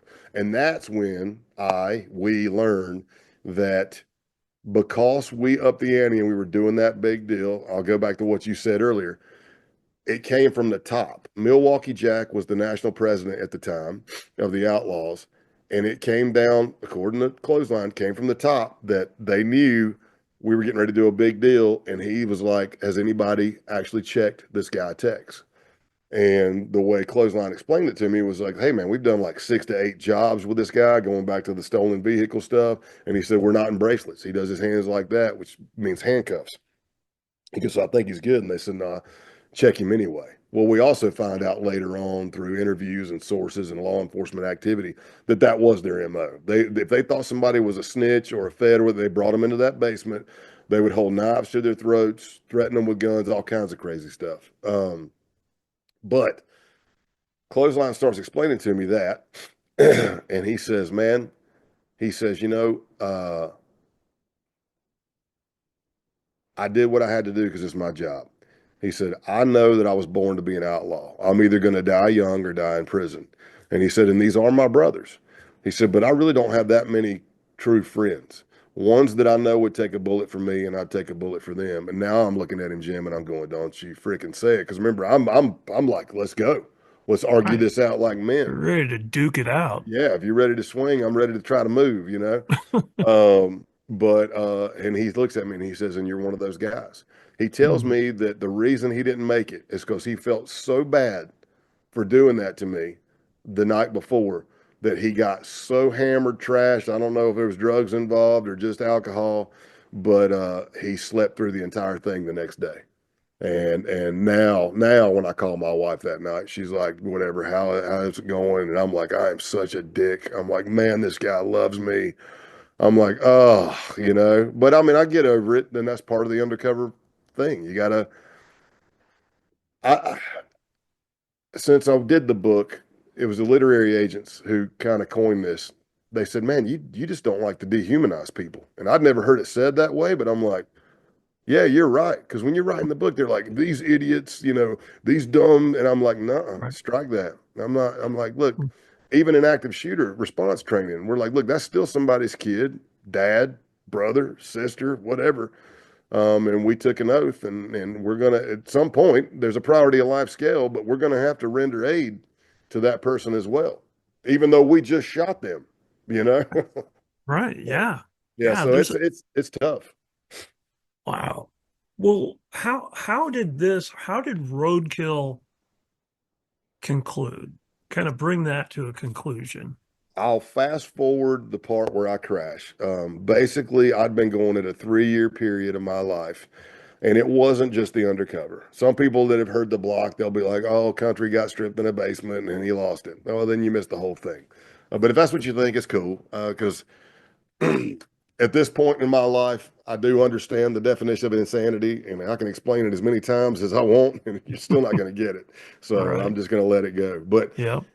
what happened is it wasn't just the undercover. It was I'm on SWAT. I'm on everything we said. Firearms instructor, tactical instructor, leading this, doing this. The majority of the top 10 cases in the previous 3-year period, the majority of the top 10 cases were mine. The majority of the top 10 sources were mine. I was training agents, but that doesn't mean I'm awesome. It just means that there's a high flip rate on the border, and all of a sudden you walk in one day and you're the most senior person because everybody's already transferred out, and you're like, Right. I'm the only one that knows how to do this because everybody else is new. So the problem is I took the warrior mentality and I applied that to every aspect of my life. In other words, I did not want management to have a reason to tell me I couldn't do an undercover, go on a SWAT call out, run a SWAT school. So I tried to be above average. But what I started doing is I would even take my days off. I would be undercover through the weekend on a case, fly back in and go right back to work. I got to the point after a 3-year period where I was a zombie. I was on inhalers, antihistamines, decongestants. I was taking ephedrine in whatever form it was in. Hydroxycut was the thing at the time, the original hydroxycut. Right. And I would take like 3 of those and drink 2 cups of the strongest coffee I can make. I mean, your hair follicles are tingling, and I'd still fall asleep. So, not saying I'm tough. There are plenty of people out there that have done way more than me, but I met my threshold. So, we're down in Daytona for the World Run with the Outlaws. I have befriended a guy who ended up being the national president, Hillbilly. Hillbilly had come up several times, and I met him in the Taunton area. There was a murder of a Hells Angel president that we pretty much confirmed was outlaws out of Florida, but we never could really pin it. Um, Now I didn't know it. We didn't know it. Hillbilly had become the Southeast Regional President. Hillbilly sees me riding by the clubhouse during Daytona Bike Week, yells out text, parks me right in front of the clubhouse, walks me into the sea of black leather. Oceans part like he's Moses. Right. Milwaukee Jack even came, and that was like Moses for sure, like Sure. donning the kiss the ring kind of thing. Right. Didn't pay for a drink, and then he took me out back in the tented area, which only patch members were supposed to be able to go to. And then he and like 4 other outlaws talked pretty crappily in code, a crappy code of referring to the murder Hmm. of the Hells Angel president and why you should wait and not retaliate right away. Wait because they're expecting it right now. Wait a year and a half, then you're going to get Hmm. yours, and they're not going to expect it. So that night when I went back to the case teams, because there was the case team out of Jacksonville, Florida. And I told them everything that happened. They were like, holy shit, Scott. We've got sources all over this place. Hillbilly does not talk to them or trust them like that. They asked Boston, where are you at in your case? Boston's like, we've got everything we need. We're done. I mean, we're done pretty much. Yeah. And the idea was, is Boston, how about you don't take your case down yet? Scott, you come down to Florida and try to patch under Hillbilly. And of course I said, hell yes. But what I didn't Hmm. know is my body was already done. Because when I got on a plane to go home, I was done. I slept over 16 hours a day for 5 days. I called our safeguard unit, which is for psychological assessments for undercovers and various other things. And they came down and did an on-site assessment and said, look, your diagnosis is overassigned and you're going on a break. You're not recommended to go back, but we're going to let you finish the case on the phone. And the only travel we would suggest you do is to the undercover school for various reasons. Be around your peers, Sure. is therapeutic and all that stuff. And they can Yeah. watch you and do many assessments. But Yeah. um, so I'm now controlling everything from McAllen in my garage on a phone. And I lay out the story of, look, they knew I got married. They knew I had kids. And I'm like, look, I, uh, I'm getting a divorce, but I got to get my wife and kids relocated to El Paso, or I won't be able to look at myself in the mirror. That was a believable story. They understood. Right. And by that time, Milwaukee Jack had approved the creation of a biker club that's going to be called the Righteous Few. Scott Town was going to be the president. I was going to be the sergeant at arms, and we would be the number one support club for the outlaws in the Northeast. Um, but I never got to go get my cut because I never went back. So I get a phone call from a guy that I'd met right there at the end that just got out of prison, former president of the Brockton chapter. His name was Tim Sylvia, not to be confused with the fighter Tim Sylvia. Right. But this guy calls me and he says, hey, because I'd met him, but he calls me and he's like, hey, you know what kind of business I'm in? I'm like, yeah, the magic powder. He said, I'm in the magic powder business. I'm like, okay. He said, man, if you can, I'll speed it up. He had some vehicles that he wanted to report stolen or that were stolen that he wanted to sell me. And he said, if I could get him a kilo of cocaine at $18,000, he could buy 10 of them right then. So I called the case Wow. team and they're like, yeah, we'd like to wrap him in. And I set up the deal with two undercover truck drivers. Um, One had been my truck driver the entire case. The other one just hopped in the passenger seat with him. And they may or may not have been on TV shows talking about this case, No. but it's okay. But they were not prime. They were just cameos on the case, and that's not trying to dig them for their role, but that's just what Sure. it was. Right. So I set it up to where they're now going and they're going to meet Tim Sylvia, but I'm literally on my phone setting up, telling Tim Sylvia, where are you at? Telling them where to drive. And when they do meet Tim Sylvia, they end up, you can hear me clearly on the phone on the recording that they've got, which is a court exhibit that's out there. You can hear me on the phone and the truck driver saying, hey, Tex, I'm sitting here with Tim. And he puts me on the phone with Tim. And Tim's like, hey, it's going good. I got this, and this. He was going to report a very nice, expensive BMW stolen on Friday. I said, can you give me till Saturday? It gives me another 24 hours to get it back into Mexico. And then we paid him like 21 grand. I told the truck driver how much to pay him. So when they go to unload those vehicles or load them up, I should say, he hits them for the 10 kilos. And they said yes. So the way the case ended was a reversal. They showed up Sure. to deliver 10 kilos and he showed up with his vehicles and money and the SWAT team took him down. The key thing is that for me, those relationships I built, Scott was the closest one. And I was in somewhere in Nevada, uh, helping putting on an undercover school. And we finished at the undercover school, which are long, long hours anyway. I can't remember the time difference, whether it was 3 hours or 2 hours or more from Vegas to Boston at that time of year. But I get to my room, and let's just say it's 5 in the morning, 6 in the morning, and my Nextel's chirping, and I listen, and it's a message from Scott, and he says, "Hey man," I call him, and he's all graggly, a rough voice, gravelly voice. He's like, "Hey, just want you to know, your truck driver Tony and the other guy, they got picked up with Big Timmy. I don't know what's going on, but they all got arrested." And I said, "Hey, sometimes they do things on their own. They weren't up there for me, but let me try to figure out what's going on." And essentially, he says he was going to take a shower, get up, get cleaned up, find out what's going on, and call me back. And his last words to me were, I love you, brother. And my last words to him were, I love you too. And then he got hit by a SWAT team probably about 40 minutes after that. Wow. Wow. That was the last time you guys spoke. Yes. Incredible. And then, so the subsequent takedown, everybody that you're going to arrest gets arrested in that time Mhm. frame. Yep. They all go down and everybody pled guilty. Okay. And, Yeah, and to that's my knowledge, the Taunton chapter went defunct.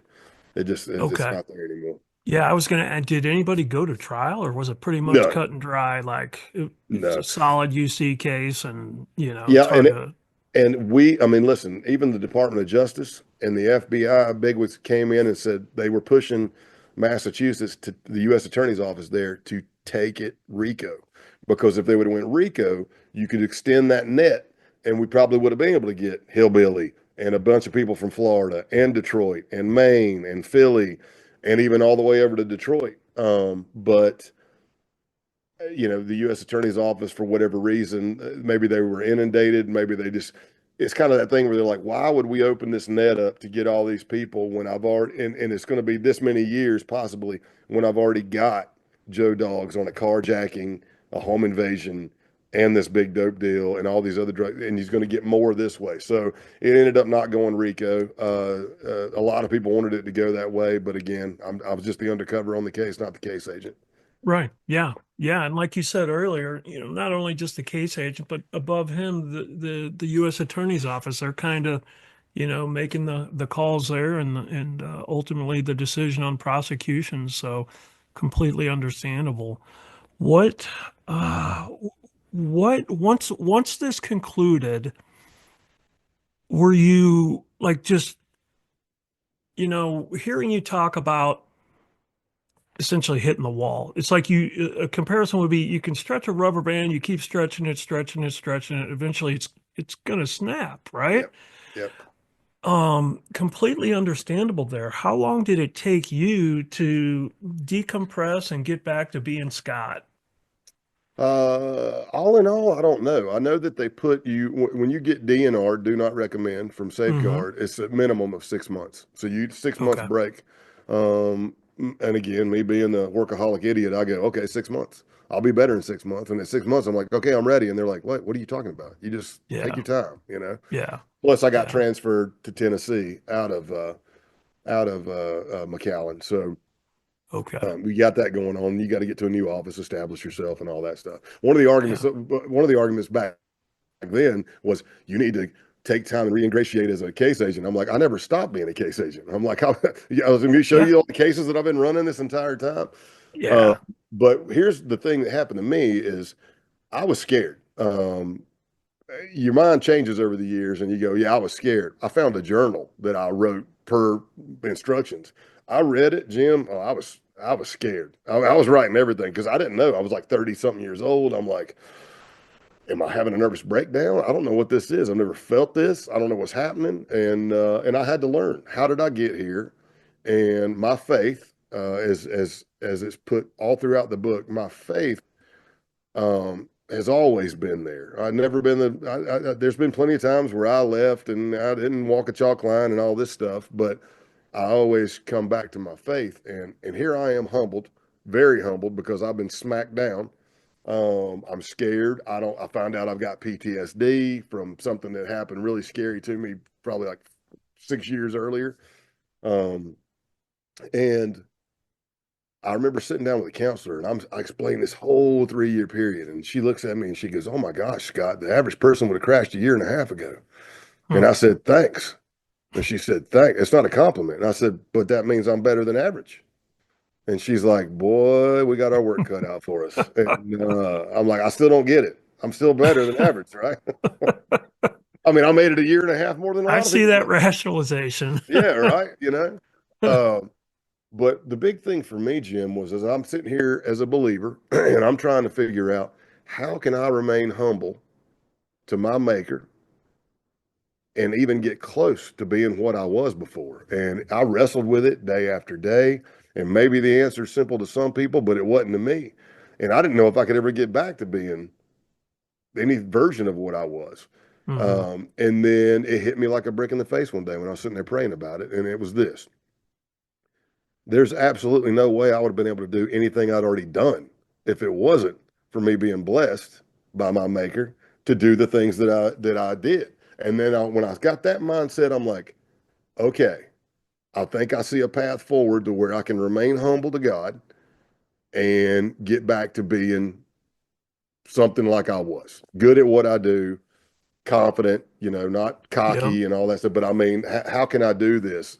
And then I started when I transferred divisions. I was like, I'm not going to have a full plate. I'm not going to have a full plate anymore. That's the reason it happened. 2, 3 months into Tennessee, I'm the undercover coordinator. I'm the principal tactical instructor. I'm on a case. I'm like, okay, so I Yeah. Way to love a slow full down. plate. Yeah, I'm like, okay, so clearly I do not understand what a not full plate is, but I need to figure out how to balance it better. And that's when I set up accountability buddies, tripwires, like, hey, no, Scott, it's time for you to go home. Don't say Hmm. yes to this project because once you take something on, like if I take something on, I don't want to do it half-assed. And if I take ownership of it, then I want to do good, and that's what I started doing. So in our line of work, and you know this very well, we may go a week with very little sleep. We may go 3 days with no sleep based on what the job is requiring. The key for me is at the end of that week or the end of that 3 day stretch, take your days off, remember how you relax for yourself, do those relaxing things, and balance it, especially your life with your family and everything. Because at the end of the day, you could have been the best case agent in the world. You could have been the best undercover in the world. You could have been the toughest SWAT guy in the world, gal. Eventually, after you retire, at some point, then nobody's going to talk about you anymore. It's Right. you did your part, but your family and the relationships that you've created over the years, and the legacy that you leave, and just trying to be good and pay it forward. So Yeah. that's how I got out of that. And then I went Yeah. on to do many other undercovers, uh, Yeah. That's a even great way crazier. to, you know, somebody, I could talk to you for hours and hours, but I, I'm not going to take up a lot more of your time. What I did want to ask was, do you think the average American truly understands the threats that are posed by organizations like the Outlaws? And I revert back to our conversation about Sons of Anarchy, Mayans, that type of thing. They kind of see that Hollywood fictionalized version, but do you think the average citizen realizes, the threat and the extreme behaviors of these groups? I don't think so. And as you said, Hollywood sensationalizes a lot of things. I mean, when The Sopranos were big, guess what? Guess what numbers grew? Recruitment Right. numbers for mafia. Yeah. So when Sons of Anarchy is killing it, guess what's growing? Recruitment numbers for 1% biker clubs. And they're going off of that show. Hell yeah, I'm a tough guy. I like to party, drink. I mean, they're Vikings. I saw my whole right arm is Viking stuff, and I started looking, going, when I was watching Vikings and researching Viking stuff, I was like, for other undercovers, I'm like, these dudes are bikers. They just don't have motorcycles. I mean, they got the same haircut. they they they like to fight all day, eat big, drink, and fornicate, and then they wake up and repeat. And I'm like, it's like bikers. But the numbers for the 1% clubs were growing, and or just clubs in particular. But that weekend warrior thing changes when real bullets start flying. You You're got like, that hey, I right. thought I was just here to party. I didn't know there was really going to be kilos of cocaine. And are those real bullets they're shooting at us? This is ridiculous. I'm out. I'm out. Yeah. I'm going to Yeah, start driving in an exactly. armored car. How's that sound? I will follow you guys in my Tesla Cybertruck. But yeah, there's a lot of things out there that the way I usually say it, because I've been blessed to talk to all facets of life during this exposure and stuff. Hmm. And it's like, look, I just want you to understand, I'm not trying to scare the crap out of you. And for your listeners, that's probably a lot like us, right? You just need to understand that there's evil in the world. There are evil people on this planet that want to do evil things to good people. And it's been that way pretty much since the beginning of time. If you live in a very, like, let's say you're somewhere in the, like, oh man, crime there's low. There's still crime. There's still violent stuff. It may not be on the level of Miami. It may not be on the level of New York City or Compton or whatever. It's Right. just, but it's there. Um, and that's why we do what we do. We're trying to Yep. be the livestock guardian dog, the shepherd, you know. You're exactly right. You're exactly right. What would you say to, like, if you're teaching the next generation of undercovers out there, what do you hope that they walk away with after being instructed or trained by you? Maybe something that you had to learn the hard way during your experiences. Is there something that you would pass on to them? Oh boy.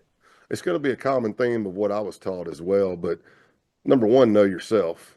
Number two, there's no case, not in this order necessarily, but there's no case worth your psyche, your family, your health, your mental health, your safety. We can go off on a couple of tangents, like if we're trying to stop the bomber and maybe we got to go do what we got to do because we took that oath and I'm going towards the sound of gunfire than away from it.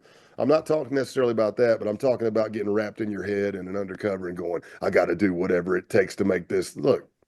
Right. No, by the time I was getting longer in the tooth, and if somebody would come up and they go, if you're not a cop, do this dope, I'd just turn around and walk off. I'm not, and now early in my career, I'd be like, well, I'm trying to explain myself. And this, they come up, they'd be like, hey, you do this dope, show you're not a cop. I'd be like, F you. I'm Yeah. out. Yeah. That's a great I mean, approach. just it's not worth it. You have no idea the amount of paperwork I'm going to have to do with the FBI and the assessments I'm going to have to get. Yeah. But yeah, I mean, just be yourself and be honest with yourself. Yeah. Sometimes you're not the right one for the case, or if it's too much for you. I say this a lot in training environments. There can be 30 of us watching this scenario getting ready to happen, or the real live undercover, and we're looking at the undercover who's scared to go in the door, and 30 people are going, "What a wuss! I can't believe you can't go." Okay, then you go do it. Yeah. Because here's the thing, if that undercover is not in their right mindset, and let's say the only reason I'm going in here is because I know they've got 3 SWAT teams across the street, that's not the reason you should be going in. Because if the crap hits the fan, that SWAT team's probably not going to get to you by the time it's over. Exactly. If you're not right in your own mind, then you shouldn't be going in. Um, but yeah, just always Yeah. sharpen yourself. It's the biblical iron sharpens iron. Get Yep. as much training as you can, man. Go out there, take schools. There's a lot of schools out there that are well known, that are good. Some of them are my good friends. Some of them used to be my good friends, Yeah. but they put on good training. So go Great out there. advice. Yeah, and I mean get the reps, because again, in the tactical world, we can go on the range and shoot. I can run you through drill after drill. That whole we bleed on the range so we don't die in the street. Where do you get that for undercover work? How do you get your reps in for undercover work? Right. So go get the training or put it Right. on. Role play. You always should be trying to make yourself better. Yep. Well put. Well, we've mentioned this a couple times. A book, the book that you wrote. Let's talk about that. Codename Pale Horse. How I went undercover to expose America's Nazis. I mean, fantastic How, book. how can you Tell miss us about. that caveman side shot? You Hey, see that's a that? good one, man. My son looked at that and like, who is that dude? I will tell you this, on Amazon, they got all kinds of like spoofs and scams. So one of them is actually Agent Pale. They took the cover and they used AI to make me older. I got to tell you, I think the dude looks pretty tough. I'm like, if I look like that when I'm older, I'm like, that's a good look, man. You're like, Uh, sweet. yeah, that dude looks mean. He's probably in a wheelchair, he can't do Yeah. anything. Yeah. Yeah, the book was awesome. You're gonna get your haters, and it is what it is. But Sure. for me, I never even wanted to do the Rolling Stones article that came out February 2022. I never wanted to do a book. I just had friends in the industry, and my idea was kind of like, hey, what if I get a slot in the show? What if I'm a cameo? What if whatever? Maybe I'm the boss that gets murdered brutally by the Punisher. That would be a cool bucket list thing.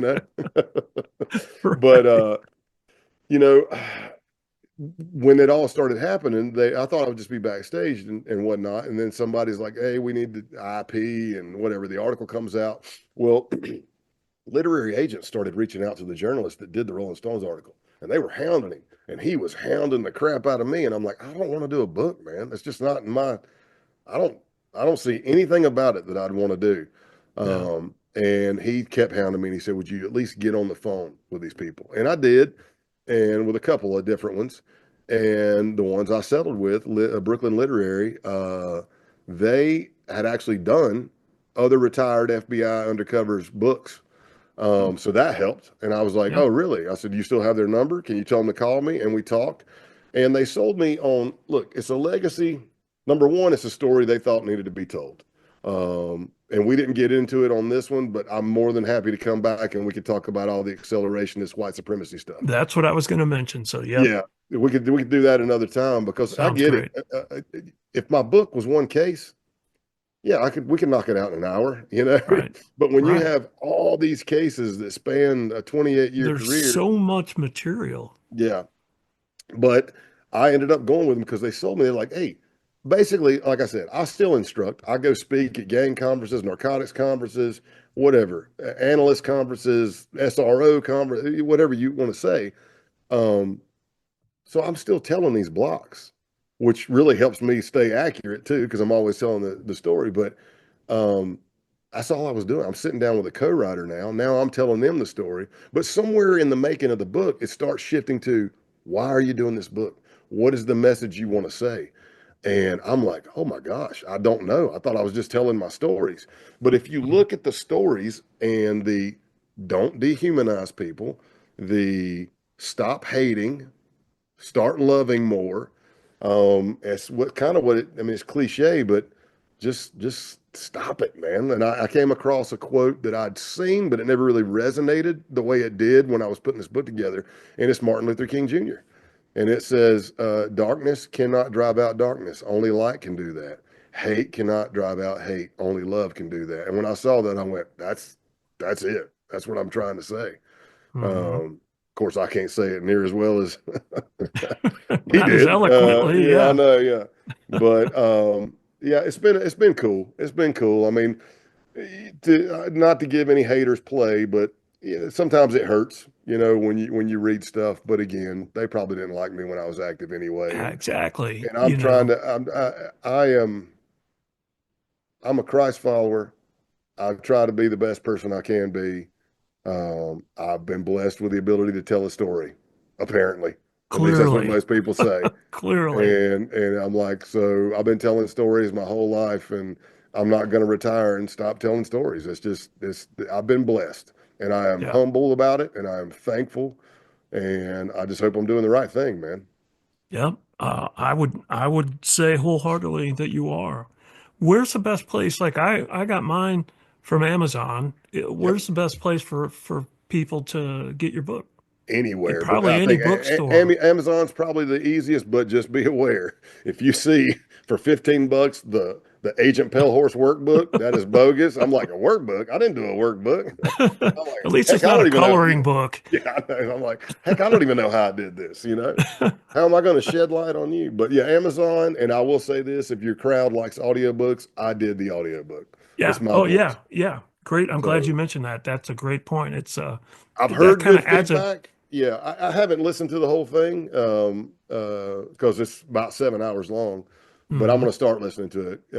It was a little difficult. I'm a musician and a singer, so I've been in the studio a lot. I'm pretty consistent. We knocked the book out in 4 days in the studio, and the last 2 days were only half days.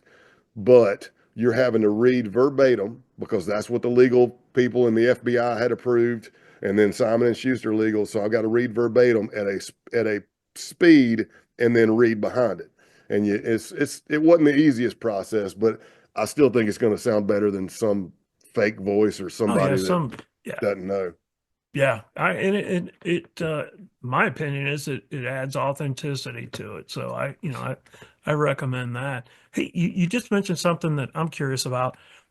Was the process long to get approval from the Bureau to put this book out? Like, what does that consist Ooh, of? boy, that's a can of worms. Oh, and Uh, we don't have to cover it. No, no, no. I'll say this. I can see my Yeah. face. I feel my face getting red. That's funny. And I'm wearing a white shirt, which is not helping. I love the pre-publication review office. I love it. PRO, great All people. right. All right. Good deal. It's Good a, it deal. did take a while. They are Yeah. understaffed and underfunded. They want the okay. I want to keep it very positive. All right. When you sign your employee agreement with the FBI, there are things that you say, and I get it, okay, but to go on and get approval before every podcast and every interview, I don't. If you start holding everybody to that standard, then yes, I'll do it. I did have a good time working with them. It's just that they originally told me it was going to take a year to get my book back, I'll tell you very transparently, I said you're not going to get a year. I said, you can literally create a life and birth it in less time than that. And I'm like, there's not, she's not going to get a year. We might as well get the lawyers involved. But it took about 8.5 months. But again, in their defense, the big things we're looking for is this. Nothing in the book is classified. You're not talking about any active undercovers. You're not burning any active undercover Right. agents. You're not burning any sources. And everything's adjudicated. Everybody's pled guilty. There are other cases I did after the base. The base was probably the last big one, and we can talk about it another time. But Mm-hmm. I did other stuff. I did a lot of malicious stuff. January 6th, post January 6th. But I didn't put that in the book because at the time I didn't know if the cases were still active and whatnot. But it took them about 8.5 months. But if your book, let's just say my book isn't just domestic terrorism, isn't just biker gangs, it's murder for hires, it's all kinds of stuff. They have to not only send that through the entire undercover unit to review, it has to go back to the domestic terrorism unit at headquarters, Mm. the gang unit, and to the field offices. So they're going back to Boston and saying, hey, is anything in this section? And their legal Oh, people are looking at it. man. So it takes a while to get through. And it is a Mm. very slow process. But I got through it, and everything happens for a reason. There Yep. are some good people there, and they are busting their tail, and they are inundated. I would So imagine. yeah, I mean, Yeah. can Yeah. you? I I was mean, curious about that. Yep. imagine Well, how many people are calling in with interviews and books, and let's just say you yeah. got 3 people working this stuff. It's tough, Yeah. but Yeah. That yes, makes sense. the review process is it's a process. It's a journey. I Yeah. gotcha. Well, let me ask you this. How about, like, would you share your opinion or your thoughts on the current direction of the FBI with new leadership? Do you have any thoughts or opinions on that? Sure. So far, sorry, I hit my microphone. So far, from what I've been following, I'm not seeing anything majorly bad. I will Mhm. say, in my personal opinion, after 23 years in the FBI at all kinds of levels and dealing with headquarters on a daily basis for many years, my personal belief is that the FBI needed to change. Yeah. I came in under Louis Free. I didn't work for Webster. I didn't work for Hoover, but in my opinion, that's the best director we've ever had. He's the last real director we had. But I don't know Cash. I haven't worked under Cash. Oh, But yeah, Mueller, no. Comey, yes, until the true colors came out. Now Comey, yeah. no. Yeah. And Ray, I mean, Ray, I met him several times. Seems like a good dude. Kind of came in between a rock and a hard place. But as far as the Department of Justice and just shifting away from being a law enforcement agency, that's at the end of the day, we're a law enforcement agency. And Yeah. my argument has always been, look, don't be mad at us for enforcing the law. That's our job. We took an oath to do that. We also took an oath to protect and serve. So a lot of Right. times you may not like it, but we're trying to do this from a good point. Um, it's just you, if you don't like the law, then change the law. As I've said on many interviews, I'm not Right. saying I dislike you because you broke the law. I'm not saying I disagree with what you did. You're an adult. You made a choice to break the law and you got caught. And here's where we are. But as Yeah. far as the inner workings of the FBI, I was asked before he came on, and I'm careful. I don't dive deep into it, left or right. I try to Right. stay apolitical, but I heard some things he said before he became the director that I know are factually wrong, but that doesn't mean I'm not saying he doesn't know what he's doing. I'm saying he hasn't seen it yet. So what I hope is what I've seen a lot of times, somebody from the outside come in and they're like, "Hey, I want to know everything about this one investigation. I want everybody on the table, bring everybody to the table." Hopefully, you've got some people who are good investigators who can articulate what and why we did what we did, and then maybe that new leader looks at it and goes, okay, all right, everything's on the up and up. Good. Keep doing what you're doing. Next. And maybe Yeah. that's what they're doing. It's that kind of like that you're brand new, so you're micromanaging to find out what's going on. And then hopefully you see, hey, this is squared away. No need to micromanage that anymore. We've got great leaders and our big Yeah. hitters are running everything. So that's Yeah. what I hope. And the cream Yeah. will always rise to the top. If it don't, we're screwed. So Right. Right. Yeah. Hey, thanks for sharing your opinion on that. And, we're going to see. We'll see how it unfolds, right? yeah. Well, I'll finish it up here and give you the platform. Is there anything, you know, before we conclude today that we should circle back and touch on, or anything else that you want to mention before we finish up? I can't think of too much, man. I've it's been great being on here and talking to you. It's Yeah. always good for me. I mean, it's cool to be interviewed by people who have like not 1 second in law enforcement and get to Right. kind of bridge that gap. But it's Right. also really cool to be on with somebody who's law enforcement and gets what we've seen and been through. And it's Yeah. not an easy road. I mean, here's what I'll say. This is a great thing to leave with. Uh, First responders, cops, fire, medic, military, we are number one in suicide. We are number one in divorce. We're number one in alcoholism. You can throw pills in and other things like that. And usually we're number one in dying within 5 years of retiring. So that Yeah. ought to paint a picture of a pressure cooker that we live in. And I get the proverbial, I say this pretty much at the end of every time I speak or I'm with Alert running an active shooter school. I get the proverbial, I don't want to talk to the psychiatrist at my department because they may leak it and it'll affect all this. That's fine. I get that. Go Right. somewhere, find somebody, talk to somebody. Don't use the type A personality of we're tough. It's not okay to be, that's weak. Listen, it's a toolbox. That psychologist, that counselor, if I told you to build a house with a hammer and that's all I gave you, it's going to be tough. But if I give you all the ultimate tools, you can build the crap out of it, and they've got a bunch of tools. And the only other thing I'll add to it is a line I took from one of my pastors, still a great friend, is if you get burned and you go and meet a counselor and it doesn't go well and you say this isn't for me, well, have you ever had food poisoning? Most people have. Did you Mm-hmm. quit eating? No, you still eat. True. So, I mean, I don't eat at that place anymore, but I do eat tacos at this other place. You know what I mean? Just Right. find you somebody and and and and just make sure you take care of yourself, your mental health, your psyche, your soul. If you got a family, absolutely take care of your family. And everything else will fall in place because this job will eat you up. They will, at least in the FBI, doing what I did, and I volunteered for almost all of it. But they'll load the cart till the horse breaks down. So you Yeah. got to take care of yourself. Yeah, yeah, I agree wholeheartedly. Only you can take care of you. So I echo your sentiments there. That's absolutely correct. So, hey, Scott, I want to thank you. It was great talking to you today.